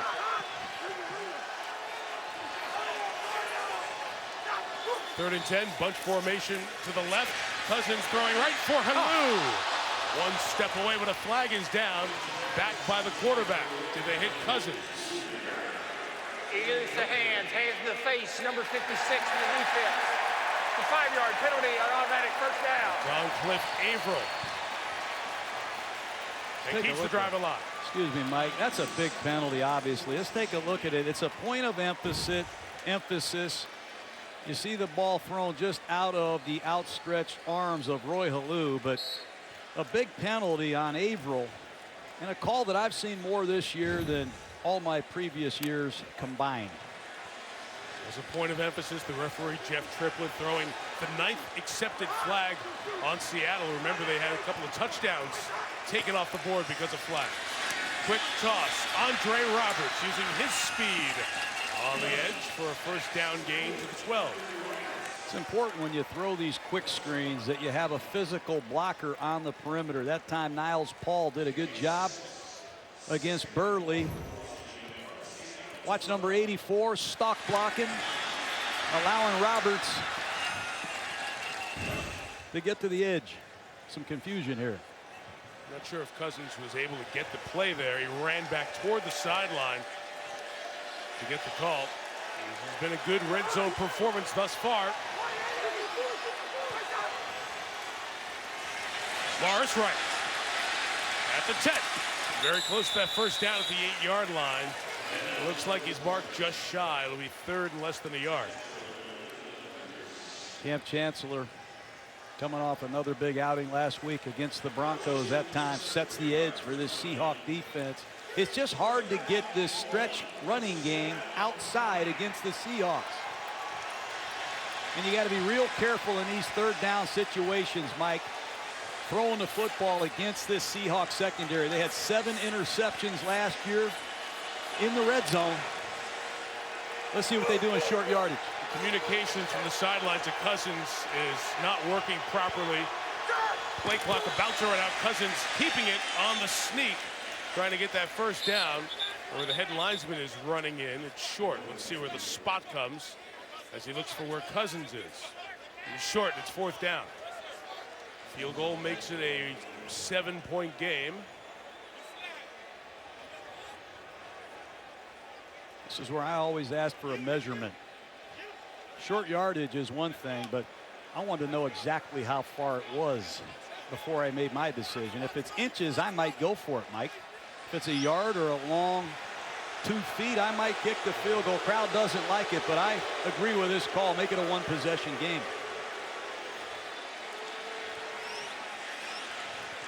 Tressway, the punter, comes out for Forbath to hold. And the play clock running down was a short field goal, so no need to rush it to beat the play clock. But they do, and Forbath able to knock it through from 27 yards. So you get points on the board here to start the third quarter and make it a 1-score game with 10:41 left here in this third quarter.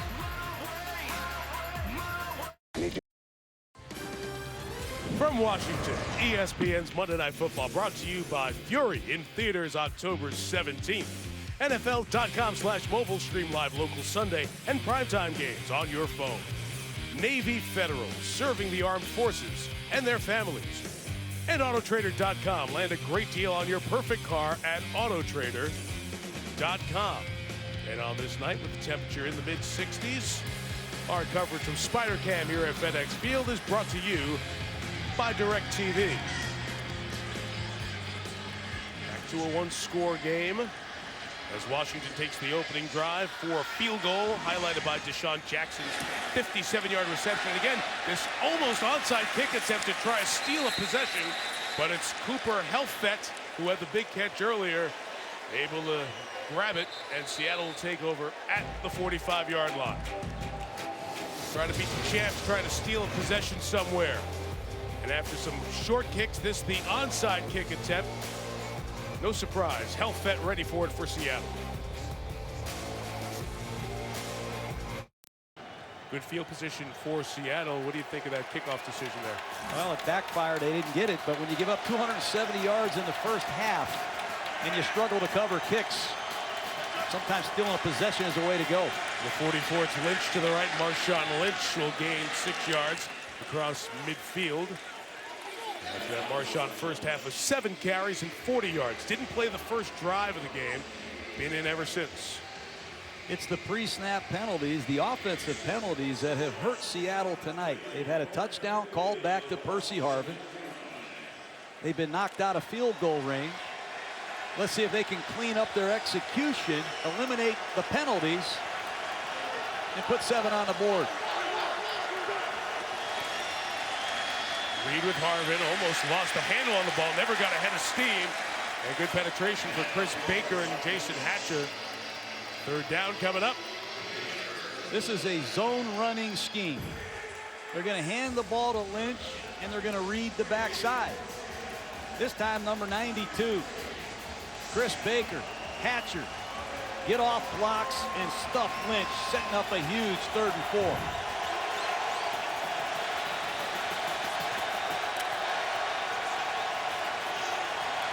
Harbin back in the game at the bottom of the screen. Wilson moves him next to him.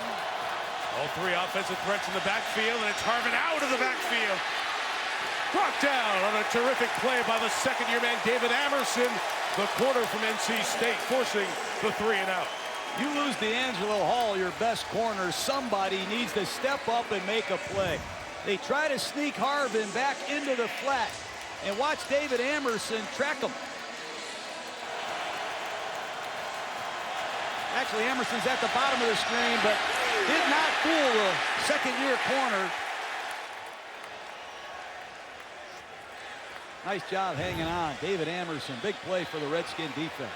Okay, let's watch Ryan in combination with Ricardo Lockett, the speedy gunner, trying to down this inside the 5. He's got Curse, the other wide receiver there, who just softly places the ball down at the 1-yard line. 2 wide receivers as gunners, Jermaine Curse and Ricardo Lockett, that Aussie-style end-over-end punt that is easier down, taken care of by Curse at the 1. Washington has the ball at its own 1. Hard to jam the ball off the goal line against these Seahawks. Kevin Williams, Brandon Mebane, Tony McDaniel versus Corey Lichtensteiger, the center of the Redskins. A huge size advantage for Seattle.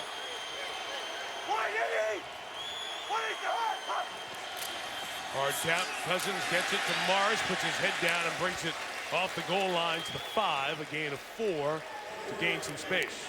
That's an impressive run coming off your goal line. Seahawks have all these different combinations they can play. Mebane, McDaniel, and Williams. And you got to come off the ball with authority and try to knock them back. Excellent job on the backside, and that gives the Redskins some room.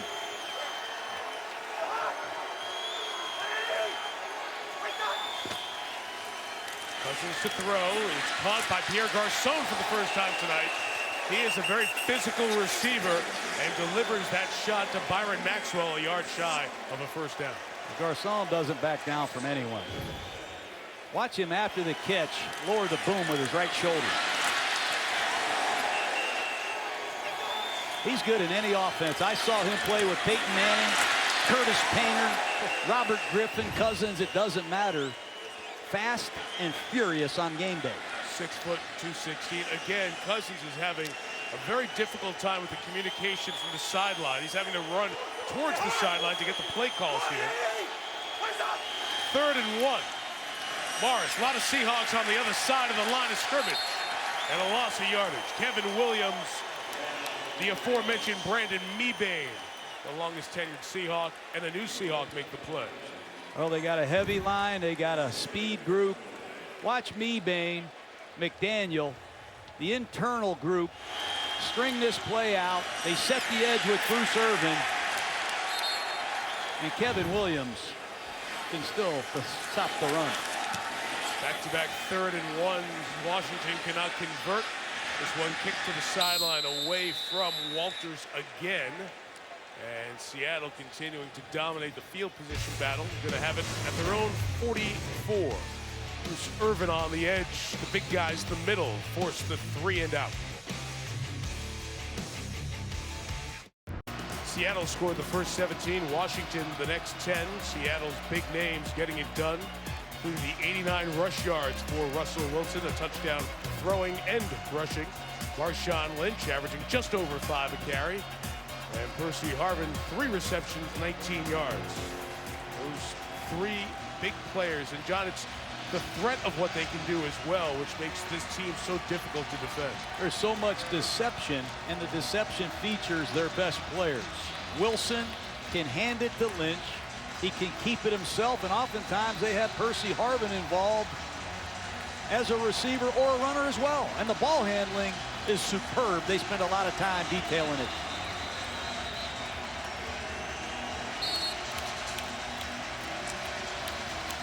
The ball was at the 45-yard line when we went to break. It was marked as such. And Jeff Triplett and the other officials came back and moved the ball up to midfield as this drive got started. I really understand how that happened. In any case, a hold by Okung will erase this run by Wilson of 17. He stopped Brian Arakpo in his tracks. Holding, number 76 to the offense. 10-yard penalty, repeat first down.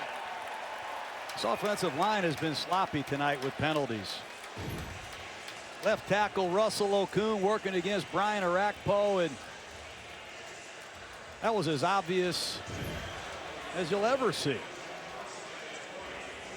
There's now 10 accepted penalties against the Seahawks. They had 19 penalties in their first 3 games. Remember, Seattle's only 2-1 here as we play the final game of Week 5.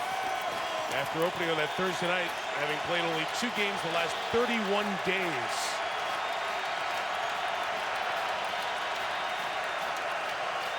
First and 20, and a timeout taken by Seattle from the sideline. So again, a timeout taken by the Seahawks.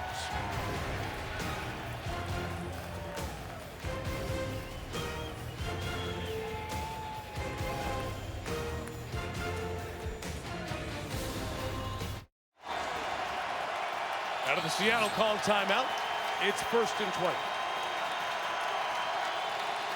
The 4-man rush, it's quick, just pick it up and throw it out to Harvin.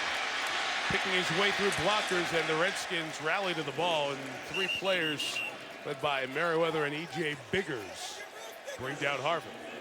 I have not seen a receiver run like Percy Harvin. He takes a hit from Brandon Merriweather. Just a simple quick screen. They force him back to the inside, and he takes a lot of hits for a wide receiver. Second and 12.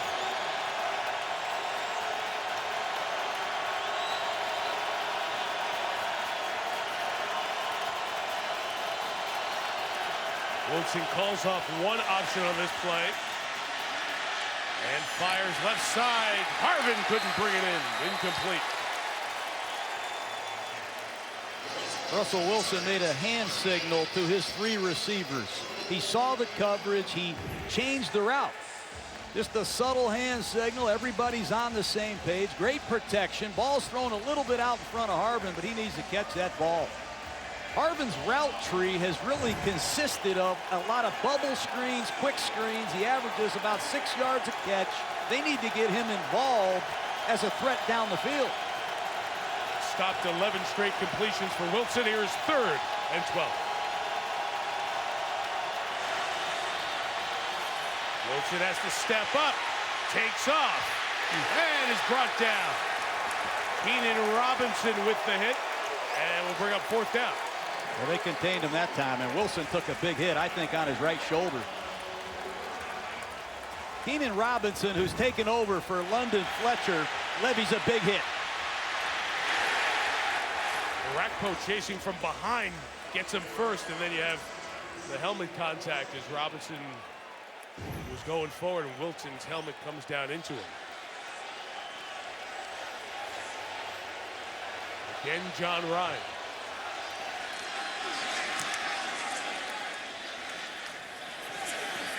Roberts this time fair catching it at the 8-yard line as the Gunners were coming down on him. They give up no punt return yards.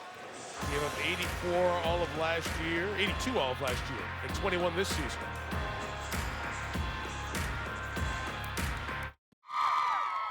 And the woman there at the top of that fire engine is Tanya Snyder, the wife of Redskins owner Daniel Snyder. Big part of the breast cancer awareness that has spread throughout the league in the month of October. Helped finish the fight against breast cancer by visiting NFL.com/pink to celebrate the NFL and American Cancer Society's first ever Crucial Catch Day. That's October 25th.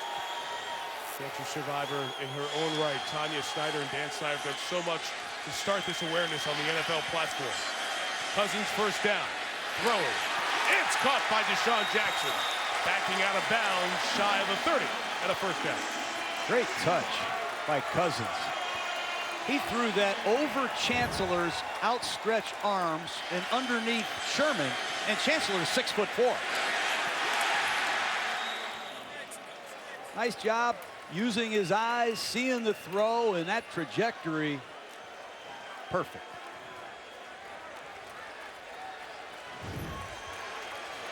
Gain of 22. The shortest game for Deshaun Jackson tonight. His 3 catches for 139 yards. Roy Halou Jr. left.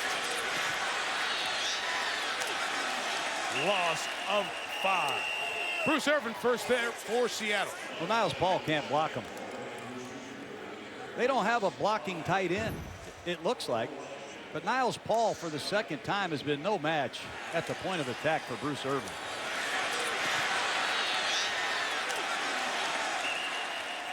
Niles Paul, receiver as a rookie, moved over to that tight end spot. Jordan Reed continues to be out. Injured his hamstring first quarter of the first week and now missing his 4th game. So it is Paul back off the concussion and Logan Paulson at that tight end spot for Washington tonight. 2nd and 15, pressure on Cousins, and he goes down. Bobby Wagner on the blitz from his linebacker spot with the first sack of the night for the Seahawks. That's what they do. They lull you to sleep. They rarely blitz, but when they do, they rock you. Wagner had 5 sacks last year. Alfred Morris blows a pickup. You make any mistakes against Bobby Wagner, your quarterback's going down. The quarterback of the Seahawk defense, Bobby Wagner, continues to improve.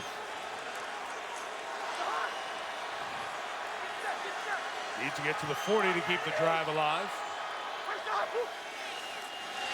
He's quick to Deshaun Jackson. Get after the 27-yard line, well short of the first down. As Richard Sherman and Pierre Garçon, and neither one of those 2 men wants to back down from that. Jackson shaken up as the ruckus continues. Garçon and Sherman, you knew it was just a matter of time.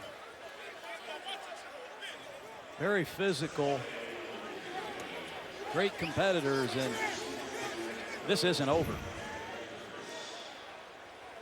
Here they are blocking. And they get tangled, and Garçon grabbed Sherman's face mask. I saw him grab his hair earlier.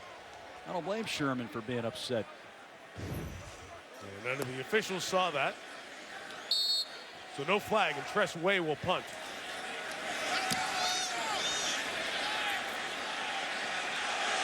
.54 on the kick, and here comes Brian Walters. Got away from 2 men and 3, and finally brought down by the pursuing Silas Redd Jr., but an opportunity to flip the field does not happen as Seattle gets a very good punt return. They're winning the special teams. What a football Saturday it was last week. What's the encore? Alabama, Arkansas, 6 Eastern time. Starts college football prime time, and then number 3 Ole Miss. What a scene in Oxford. They'll take on the Aggies as Texas A&M tries to bounce back their 2nd straight week against one of the Mississippi teams. Fun Saturday, wasn't it, watching the college ball? Yes, it was. You don't know what's going to happen in that division of football, I'll tell you. See if Arakpo and Kerrigan can deliver for the Redskin defense. 2 minutes left here in the 3rd. Only points, a Washington field goal. Marshawn Lynch not getting going just yet. Jason Hatcher with a stop after a gain of 2. You know, in this Jim Haslett 3-4 defense, Arakpo and Kerrigan are the outside linebackers. And in the sub package, they become defensive ends. Arakpo, the franchise player, $11 million a year. Kerrigan leads the NFL in sacks. One of them needs to make a memorable play, create a turnover for the Skin defense. Seattle goes 4 receivers. Washington responds with 5 DBs. 2nd and 8. They fake the pitch to Harvin. And the throw to the tight end. A huge hit on Luke Wilson up high by E.J. Biggers. Seahawks continue to move the pocket with Russell Wilson. Luke Wilson catches the ball, and Perry Riley with a big hit. My mistake. I thought Biggers got him first. We call Riley with the tackle. Seattle has not had a first down in this quarter, and it's 3rd and 5. Watch Lockett at the top of the screen. Deep, Mike. Number 83 can fly. Wilson gets it out quick. It's incomplete. Contact within that 5-yard zone as Cooper Helfet, the backup tight end, couldn't get free. And it is 3 and out again. It's been a much better defensive quarter for Washington here in the 3rd. That time, surprisingly, they isolate Cooper Helfet on a 3rd and 5, and they're not on the same page. And perhaps the MVP of the night might be this punter, Mike. John Ryan has flipped the field and really pinned Washington deep several times tonight. Second longest tenured Seahawk, former CFLer, played in Winnipeg, played with the Packers out of Regina, Saskatchewan. Again, inside the 10-yard line. What a difference it makes. You look at the drive starts for Washington. The 20's the best they've done. It's been a long field every series for Kirk Cousins. John's an interesting time for Cousins. Robert Griffin III got on the field to stretch at practice Saturday. He's a couple of weeks away from getting back. Who knows when exactly he'll be ready to play. And for Kirk Cousins, it's a window. It's an opportunity to prove that maybe you can be a #1 quarterback here or somewhere else in this league. No question. He's had some great moments in this young season. He's had some forgettable ones. But as we head to the 4th quarter, what an opportunity he has against the world champs on Monday Night Football. Drive start from the 9. And Alfred Morris will gain 2. Spun down by Jordan Hill, and they'll spin the clock down here on the 3rd. Well, that time they pulled their left tackle, Trent Williams. What an athlete Williams is. 4-bath field goal, the only points of the quarter. Through 3. Seahawks by 7 on Monday Night Football. ESPN celebrating 45 years of Monday Night Football.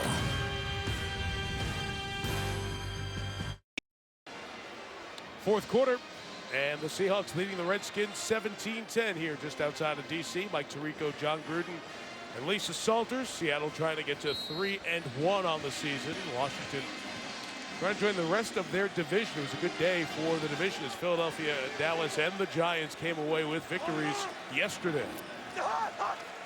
Quarter begins with 2nd down, and Morris only gets a yard. O'Brien Schofield on the stop for the Seahawks. Once again, Niles Paul on the backside, struggling as a blocker. Hand the ball off on the weak side, and Niles Paul has to find a way to block if they want to run the football. Bunch formation to the left. They're going to try to get Deshaun Jackson off clean. 3rd and 6, Seattle showed pressure. Now brings it. It's picked up. Cousins throws. It's knocked down. Good job retreating by K.J. Wright. He and Earl Thomas gave no throwing lane for Cousins. And Washington goes 3 and out. Forget how big K.J. Wright is. 6'4", big wingspan. They jump into a double-A gap blitz. Cousins audible. But K.J. Wright, number 50, retreats. Nice play. Kicked away by Tressway. This one's short. Running up to get it. Walters the 46 made 2 men miss, but the 3rd will bring him down. It's shy of midfield. Will Compton down there. Snapper on the coverage. Good field position for a struggling Seattle offense. ESPN's Monday Night Football is brought to you by Toyota. Let's go places. Expedia, whatever trip you can imagine all in one place, Expedia, find yours. ESPNFanshop.com, powered by Dick's Sporting Goods. and the Universal Pictures Dracula Untold in theaters and IMAX on Friday. This woman is Jane Heltzer. She worked for 48 years for Wilson, makers of the football, and she has made a football without laces. Why? It's important. Gruden's quarterback camp called about laceless footballs. Jane agreed out of retirement to work a few hours each week to help. She sews the footballs at home, and John, you're going to explain why a laceless football is important in today's football in a moment. Wilson taking over from the 47. It's first down. Marshawn Lynch with the carry. Cross midfield. We have a laceless ball here. What's the deal here? Well, if you're a shotgun quarterback like Russell Wilson, you got to have big hands. You got to be able to catch the ball, release it, oftentimes without the laces. Look at him catch this ball, no laces, throw the ball. You don't have to find the laces and slow things down, but here's a ball, no laces. You catch it, throw it, Mike. Oh, I can't spin. That's why I called Jane. You got to work on throwing the ball quickly with no laces. Sorry, I was hitting. That's why Jane is going to get a great Christmas bonus. Gruden grinder. Oh, boy. The deception of Wilson. Clark coming up. Did a good job to force Wilson wide, but you saw the little things that Russell Wilson does. He stuck the ball out there to get a couple of extra yards before going out of bounds. That's why he's a great ball handler. He's got big hands. He's able to put the ball in Lynch's chest. He reads the backside, and Ryan Clark has to make a one-on-one tackle. And most defenders struggle to get Wilson down in one-on-one situations. Big third down at 3. Harvin at the bottom of the screen. He's been their target a couple times tonight in this down and distance. Wilson, flush, throwing, incomplete. Baldwin couldn't reel it in with a flag down. Flag thrown in the secondary.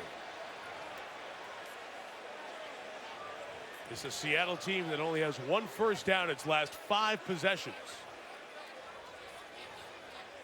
Prior to the pass, holding number 56 of the defense. 5-yard penalty, automatic first down.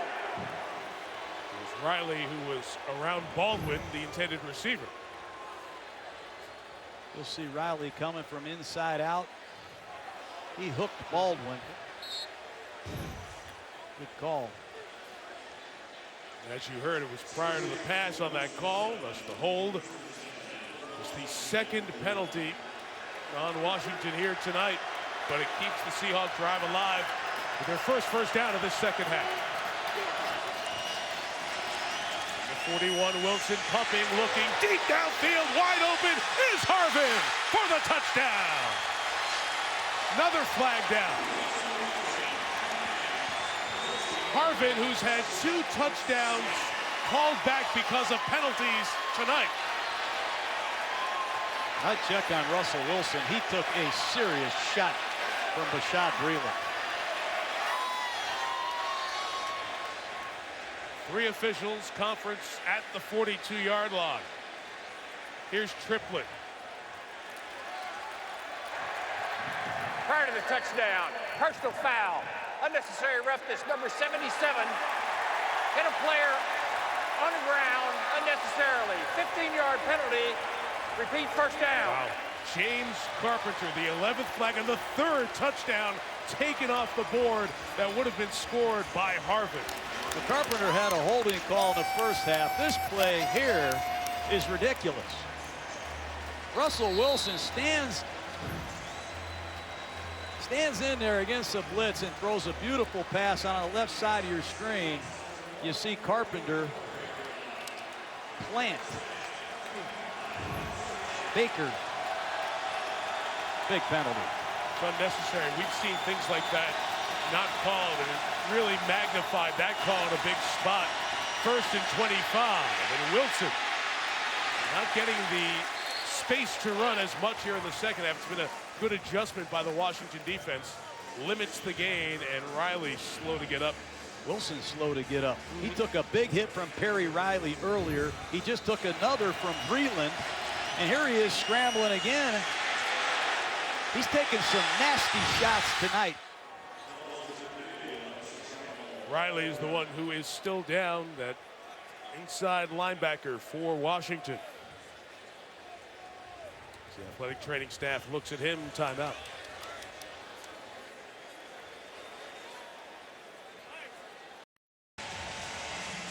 Larry Hess, the Redskins athletic training staff, looking at the left knee of Perry Riley Jr., top tackler last year.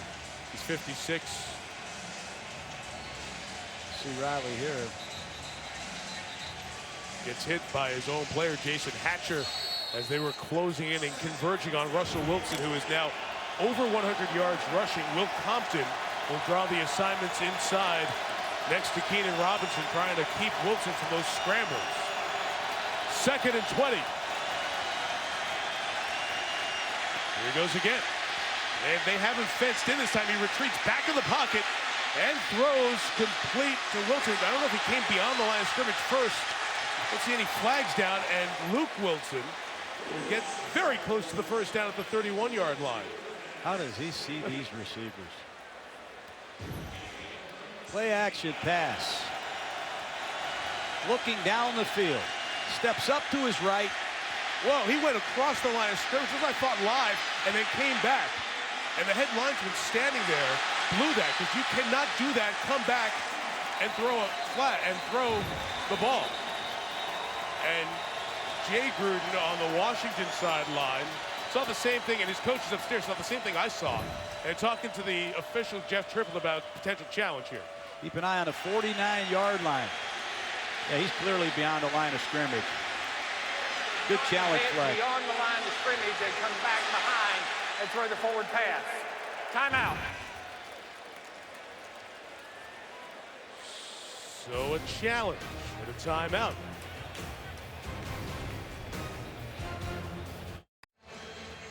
Jeff Triplett, in consultation with the league headquarters in New York, has looked at this play, and here's his call. After review, the ruling on the field is confirmed. The quarterback did not get the ball and his whole body beyond the line of scrimmage and come back behind. Therefore, it was a legal play and a legal forward pass. Washington is charged a timeout. So let's go to this concept that we've often talked about, a player on the run who makes a throw. You have to be completely across the line of scrimmage to be considered as an illegal forward pass in downfield. Because Wilson's left shoulder stays on the left side, if you will, of that line of scrimmage, the 49, he's not considered to be completely clear of that neutral zone and a runner. So he's allowed to retreat back. The blue line is not an exact science, but certainly used as a line there for the official to understand. He was a yard short of the first down, 3rd and 1. Now in trouble, escapes, completes. And where's the ball going to be marked there for Lynch? Right at the mark. Now that is not the official set of sticks. That's just the guide.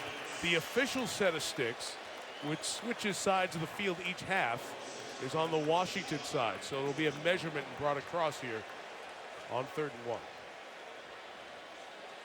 How about these last two scramble plays? Forget about where they mark it for a second. These two completions by Wilson are amazing.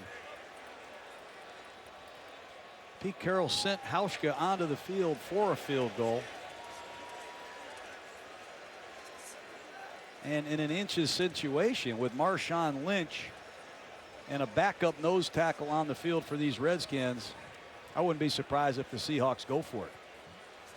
As the chains come across, let's mention that Washington loses a timeout with a challenge that was not successful. Seattle is short. It's 4th and a couple of chain links.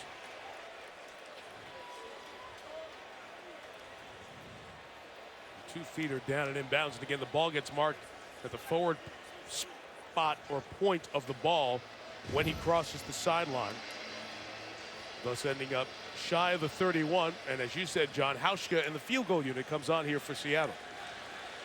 This is a bit of a surprise for me. This is a long field goal. Now Hauschka, 33 of 35 last year, had a career year.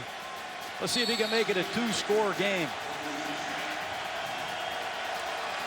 From 49, fake, Ryan running, punter gets the first down. Gutty call by Pete Carroll. I know who the grinder is going to be tonight. Just going to say that. Just going to say that. He's been awesome. I've seen the zone stretch play run for years in Seattle, but I haven't seen it with John Ryan.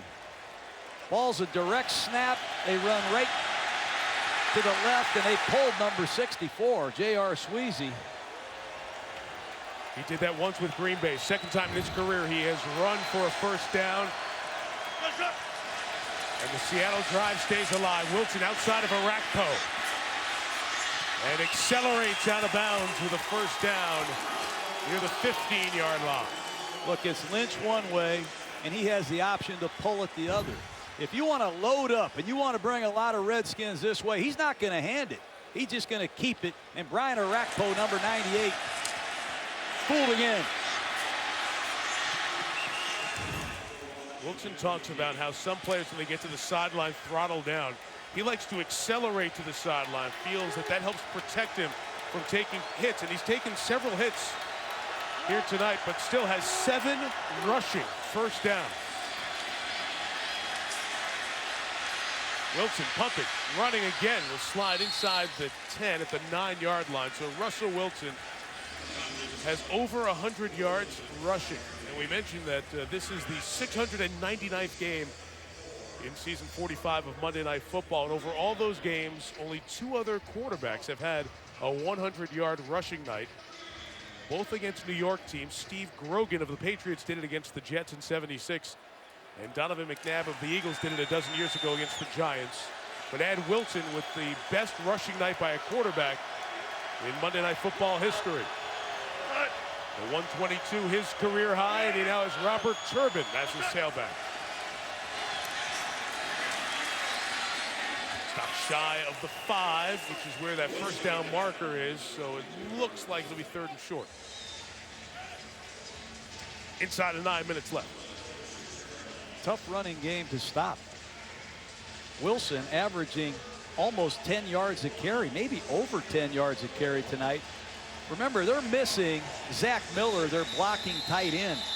And they've had to be very creative running the football without his presence, and there's an injury there. And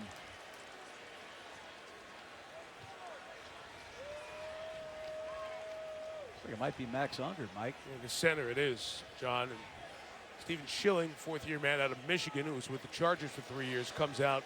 He would be the center to step in. Young man from the Northwest, from Bellevue, Washington. He gets some quick snaps in with Russell Wilson on 3rd and short in a tight spot. That center quarterback exchange will be very important as they look at Unger. He's being helped off by the training staff.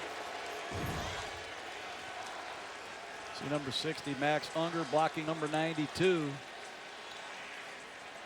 Baker. Hard to determine what that is, Mike. So often the guy gets his leg rolled up on by the backs and the other folks trailing, but in that case it was just a step that caused the twice Pro Bowler some discomfort. 3rd down and very short. All tendencies have to go towards Marshawn Lynch.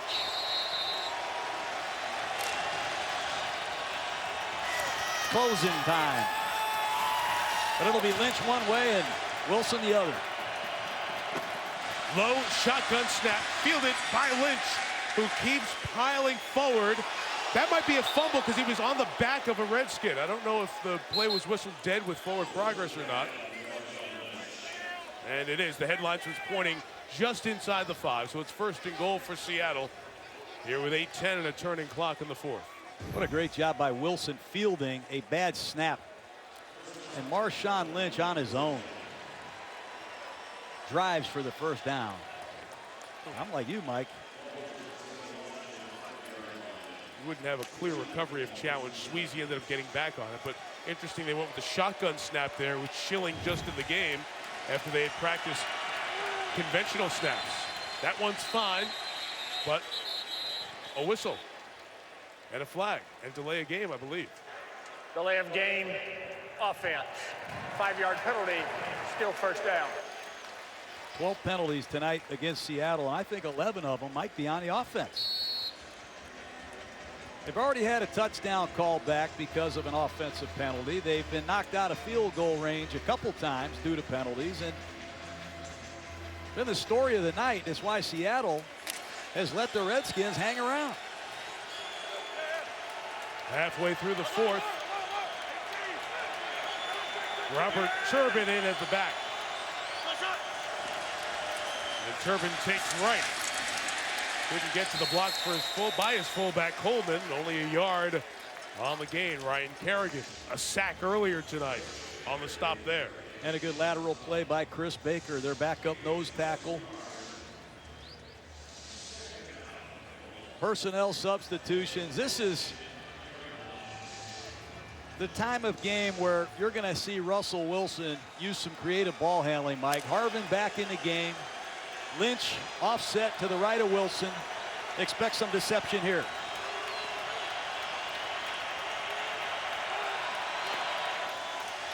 Pressure off the edge. Lynch out of the backfield. Open field. He breaks the tackle and scores the touchdown.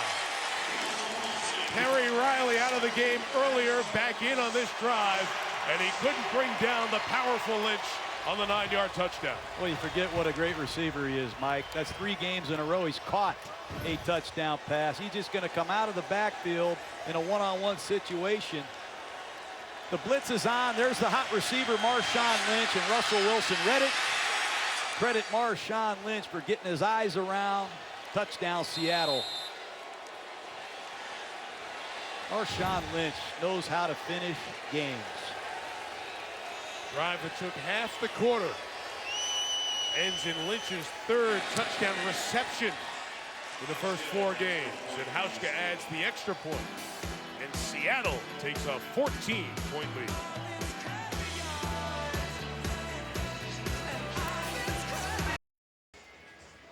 Onto the arch, gateway to the west. St. Louis and the Rams trying to get their season turned around against Colin Kaepernick and the 49ers, who had a good second-half performance in their victory over Kansas City in Santa Clara yesterday. So Monday Night Countdown gets you going at 6 Eastern, and then 49ers-Rams at 8:15 Eastern Time next Monday night.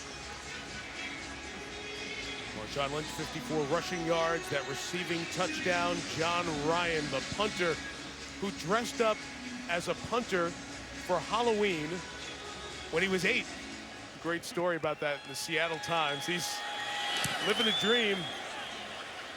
And he's had a huge impact on this game tonight. No Washington drive has started from outside their own 20. It has been just a struggle the last couple of years. Why have things gone wrong of late? Well, $18 million each year, $36 million total in salary cap being docked because they front-loaded contracts in an uncapped year. Dallas and Washington suffered that penalty. The Griffin trade, he's been injured, 4 games under 500 and 3 1s and a 2. The price paid to acquire RG3. And all the injuries, not just Griffin. Jordan Reed has missed most of the season. D'Angelo Hall out for the season. No Tracy Porter tonight. Still waiting on Barry Cofield and Stephen Bowen, the guys to play up in front. So Cousins in for Griffin on first down. That pass incomplete. And Trent Williams slow to get up as he was knocked down. The left tackle adding to those injury woes. Here comes Larry Hess, the trainer of the Redskins, and I've never seen injuries like this. They have James Andrews, the great team doctor of the Redskins, and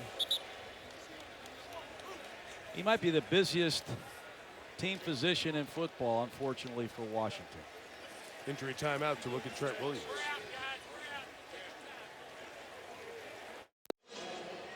Williams in a little bit of discomfort, came into this game with a slightly dislocated right kneecap. Being looked at on the sideline, though, drinking a lot of fluids. Got beat inside and lunged late. Went to grab at that left calf area. And the speed group is in for the Seahawks. Averill, Bennett, Irvin. They can get after you. And 68 Compton is the left tackle, trying to block Irvin, so a screen set up for Halou. It's a good play call in this situation, and Halou gets the first down out at the 40-yard line. New left tackle, a backup, screen right. Good call. Great effort by Jordan Hill, and Washington jumping into the no-huddle offense. Expect them to work the left side where Byron Maxwell is. They work that side predominantly tonight. Sean Jackson that way. Cousins firing for Roberts, incomplete. John, we should talk about Marcus Burley here a little bit because Seattle lost Brandon Browner, as we mentioned. He's a Patriot now. Jeremy Lane, a groin injury, and in has stepped Burley in this nickel spot. Well, I used to have to call off games if something happened to our nickel corner. That's a tough assignment. They lost Walter Thurman to the Giants. They lose Jeremy Lane to an injury. And you got to credit John Schneider, the GM of the Seahawks. He makes a trade for Burley with the Colts, a man who's been cut 4 times from Delaware, and he's played like a Seattle Seahawk all year. Hard count by Cousins. That's the 3rd time he's been able to do that and get Seattle drawn offside.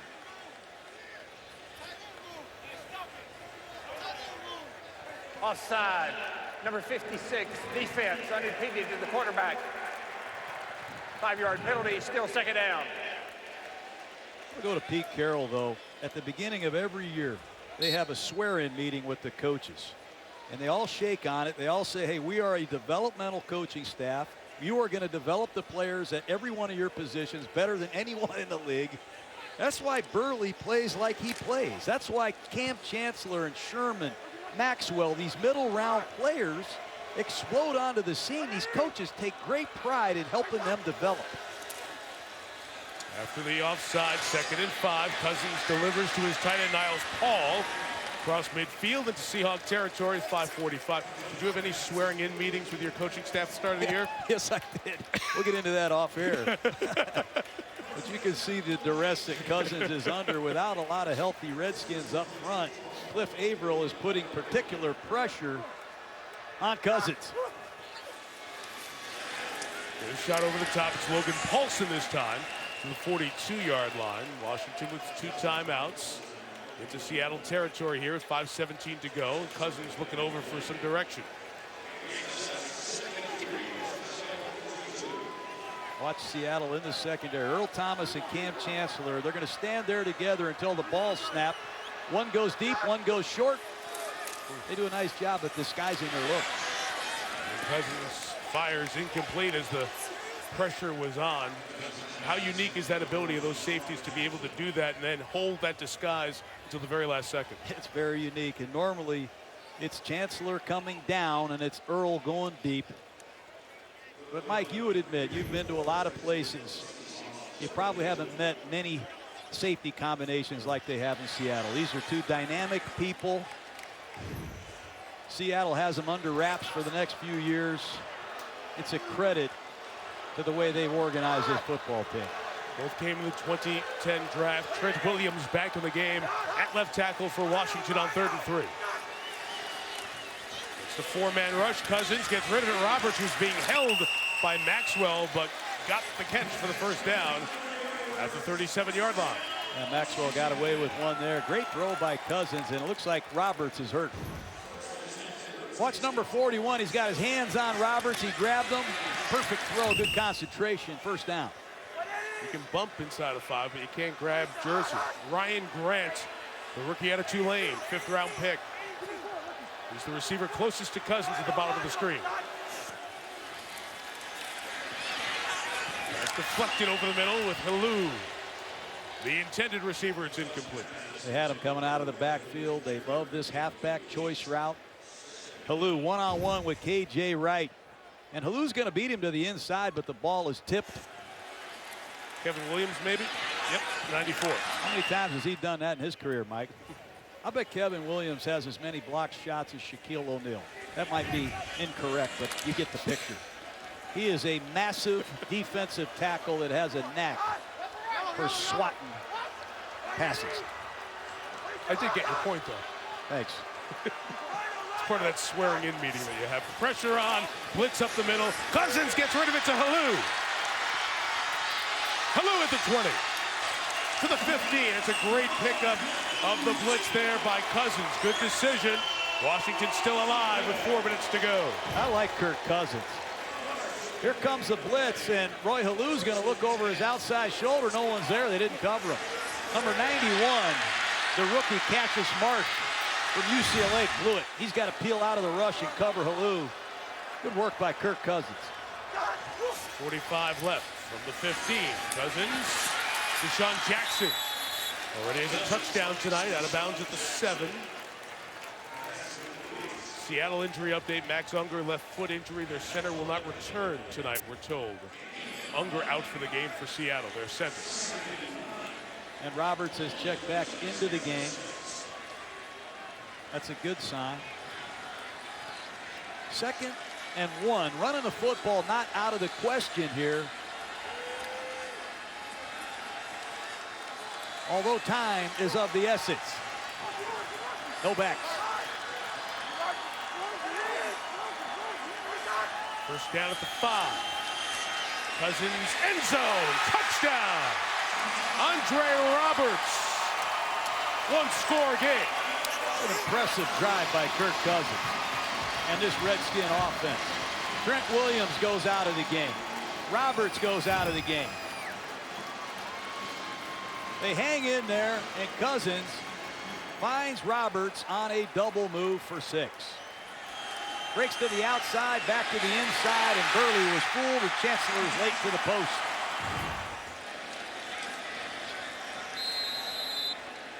Washington has 2 timeouts left. We'll see what the strategy is with the kickoff. The extra point from Forbath makes it 24-17. Be right back. Tight game. 4th quarter. 7-point game, 2 timeouts left for Washington, 3.5 to go. So let's talk about the night. Kai Forbath, coming back from a groin injury, has not been kicking deep, in part to keep it away from Percy Harvin. Onside kick, surprise, didn't work. Do you go back to that well again? They don't want to kick the ball to Harvin because they've struggled to cover. I'd be surprised if they onside kicked it here. I would kick it deep and away from Harvin. That's what Forbath does, sends Harvin all the way back.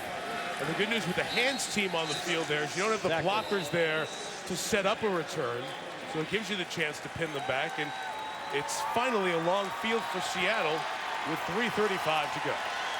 They have hit Russell Wilson several times in the 2nd half. There's been numerous penalties on this Seattle offense, and they have their backup center in there, Mike. You know what, John? Unger is in there. Again, we were told by the Seahawks that Unger was out for the game with the left foot injury. That was the report we got during the last drive by Washington, but obviously that's not correct. Unger back in there in a huge spot.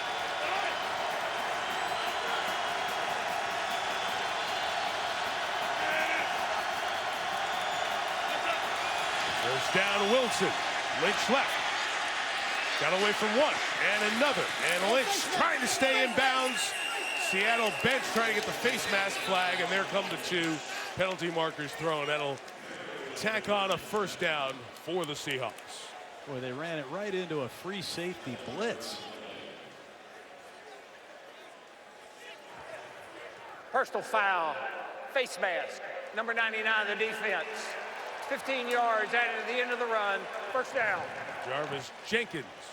Just like that, it's out to the 43-yard line. They're going to run this play right into a free safety blitz. I thought the Redskins had him outnumbered. They just miss a couple tackles, and Jenkins gets the face mask on the sideline. Huge penalty. Good call by the official. Let's make that the 44, so it's a 24-yard run and penalty. 3:25 to go.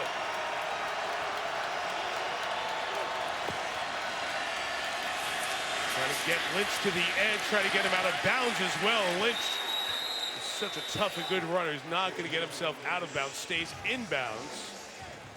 3:13 to go. 2nd time in a row he's done that. Excuse me, Mike, and they really like this left corner, Brashad Breeland. Might be a safety in future years, but watch number 26 one-on-one with Marshawn Lynch.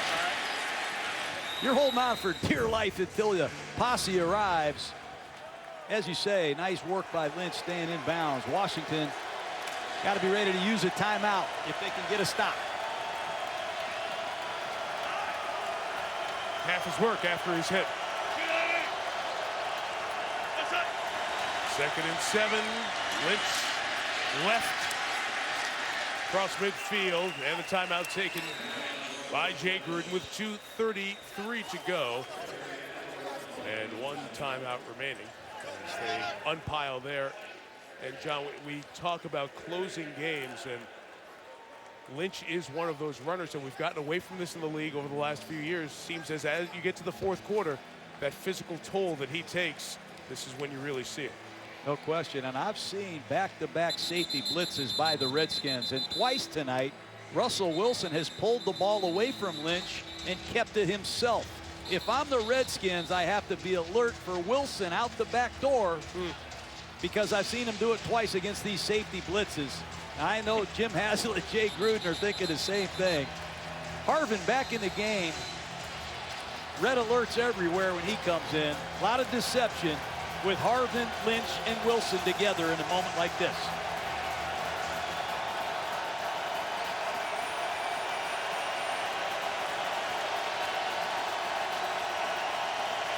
Third and 4. Wilson keeping, pressured by Kerrigan. Puts it up, it's caught by Lynch for the first down. Stays in bounds, and Lynch to the 21-yard line. That might be the greatest play I've seen Russell Wilson make, and that's saying something.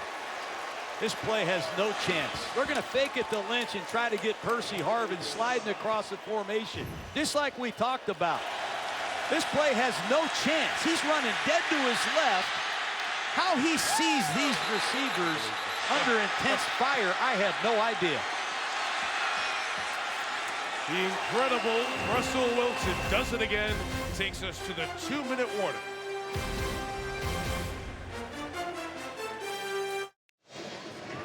Two-minute warning in our nation's capital. Hiya, folks. Steve Levy once again in for Stuart Scott. Coming up on the GMC postgame report. Steve Young, Trent Dilfer, and Ray Lewis will break down the game. They'll also fix what's wrong with the NFL.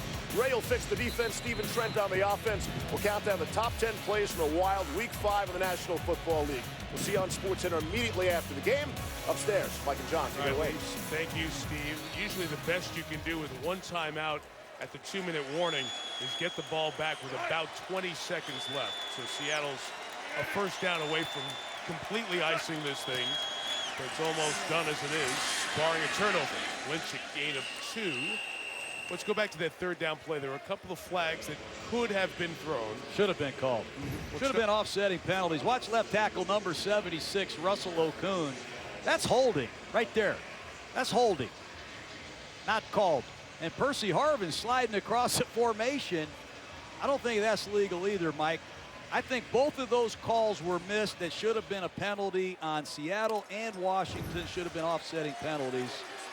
That's poor work.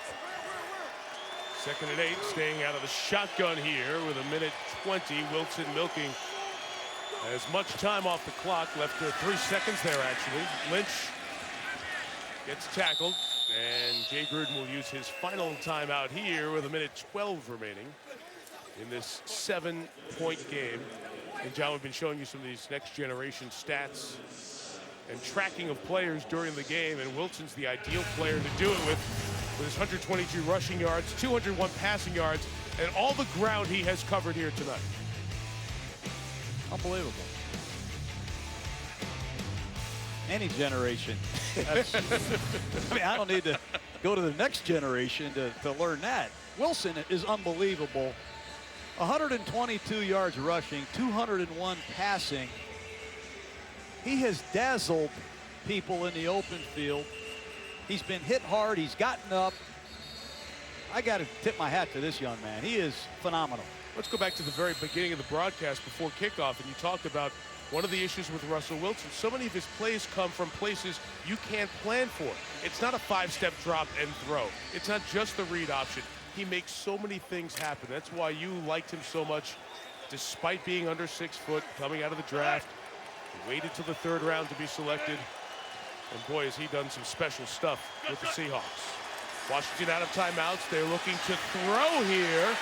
Interesting, Wilson will just keep it and get sacked here inside the 2-minute warning. The clock keeps moving here. And we'll take it down to 25 seconds, and Pete Carroll will probably milk the clock all the way down, take one of his timeouts before the Hauschka field goal attempt at 26 on the game clock. And the best Jay Gruden can do is put number 94, Clifton Gathers, in there, right next to Jason Hatcher. And you got to hope that one of these two can reject the football and maybe they can get a desperation block. Here they come. Pete Carroll's over there by the officials saying, don't snap it, guys. We're going to take a timeout. And the timeout taken here at 28 seconds. And Hauschka, of course, goes out there and misses the field goal as they go through the snap. Timeout. Seattle, their second. That usually happens when you're trying to ice the kicker, not when you're doing it to your own kicker. Another tick comes off, so we're 27 seconds here before the Hauschka field goal attempt. Ben Kakwika, the special teams coach of the Redskins. Desperation block time. Breland 26, Emerson 39. Two long arm corners coming off the edge. And you have big people pushing it up the gut. This is a situation you work on throughout training camp. Desperation block, sell out. And Seattle needs a perfect snap, the reliable hold, and they need Hauschka to finish Washington. And there's 94, the 6'8" Clifton gathers. Hauschka, who does kick a low ball from 43, able to knock that one through and give Seattle the 10-point lead with 21 seconds left. They always seem to know, don't they? The Seahawks' ability to keep most of the team together from the championship, although they did lose some significant players, the keys are together. Why? Because salary cap numbers were low for Thomas, Sherman, Baldwin, and Wilton last year. But time came calling. They had to take care of Sherman for the next few years. Salary cap numbers there, and Sherman, and the receiver Baldwin. They did not have to extend because of the CBA and when he was drafted, Russell Wilson. So his salary cap number is $817,000 this year. The best bargain in the sport. Now, next year, you start to get into that window where you want to renegotiate his contract in all likelihood, and it may impact who Seattle can keep going forward. But for now, the opportunity to keep this terrific difference maker with some very good people and a very deep roster, the reason Seattle's going to have a terrific chance, if healthy, to repeat. Well, it will impact them next year because he's got to be in the $20 million a year range. And Marshawn Lynch, will he be a Seahawk next year? I've already talked about KJ Wright, Bobby Wagner. They want contracts. They deserve them, but it'll be a situation that they'll deal with at the appropriate time. Hakeem Jordan fields the ground ball kickoff. He's brought down to the 35-yard line with 14 seconds remaining. Ricardo Lockett slow to get up after the tackle. And Seattle has the short week, the return home, and a very big game hosting Dallas late Sunday. It's the only home game in a 5-week stretch for Seattle. And with the success in the division here, the Giants turning it around, and the good start for Philly and Dallas, Washington will find itself at 1-4, 3 games back in the division, and going to Arizona to start a stretch of 3 of the next 4 away from FedEx. And some of the 12s, the Seahawk fans who have made the trip, being heard as Garcon collects underneath. We'll get into Seahawk territory, and that might be the final snap of the night. Cousins not intercepted, didn't turn it over, but his opposite number, the quarterback for the Seahawks, did the job with his ability to run and throw and keep plays alive.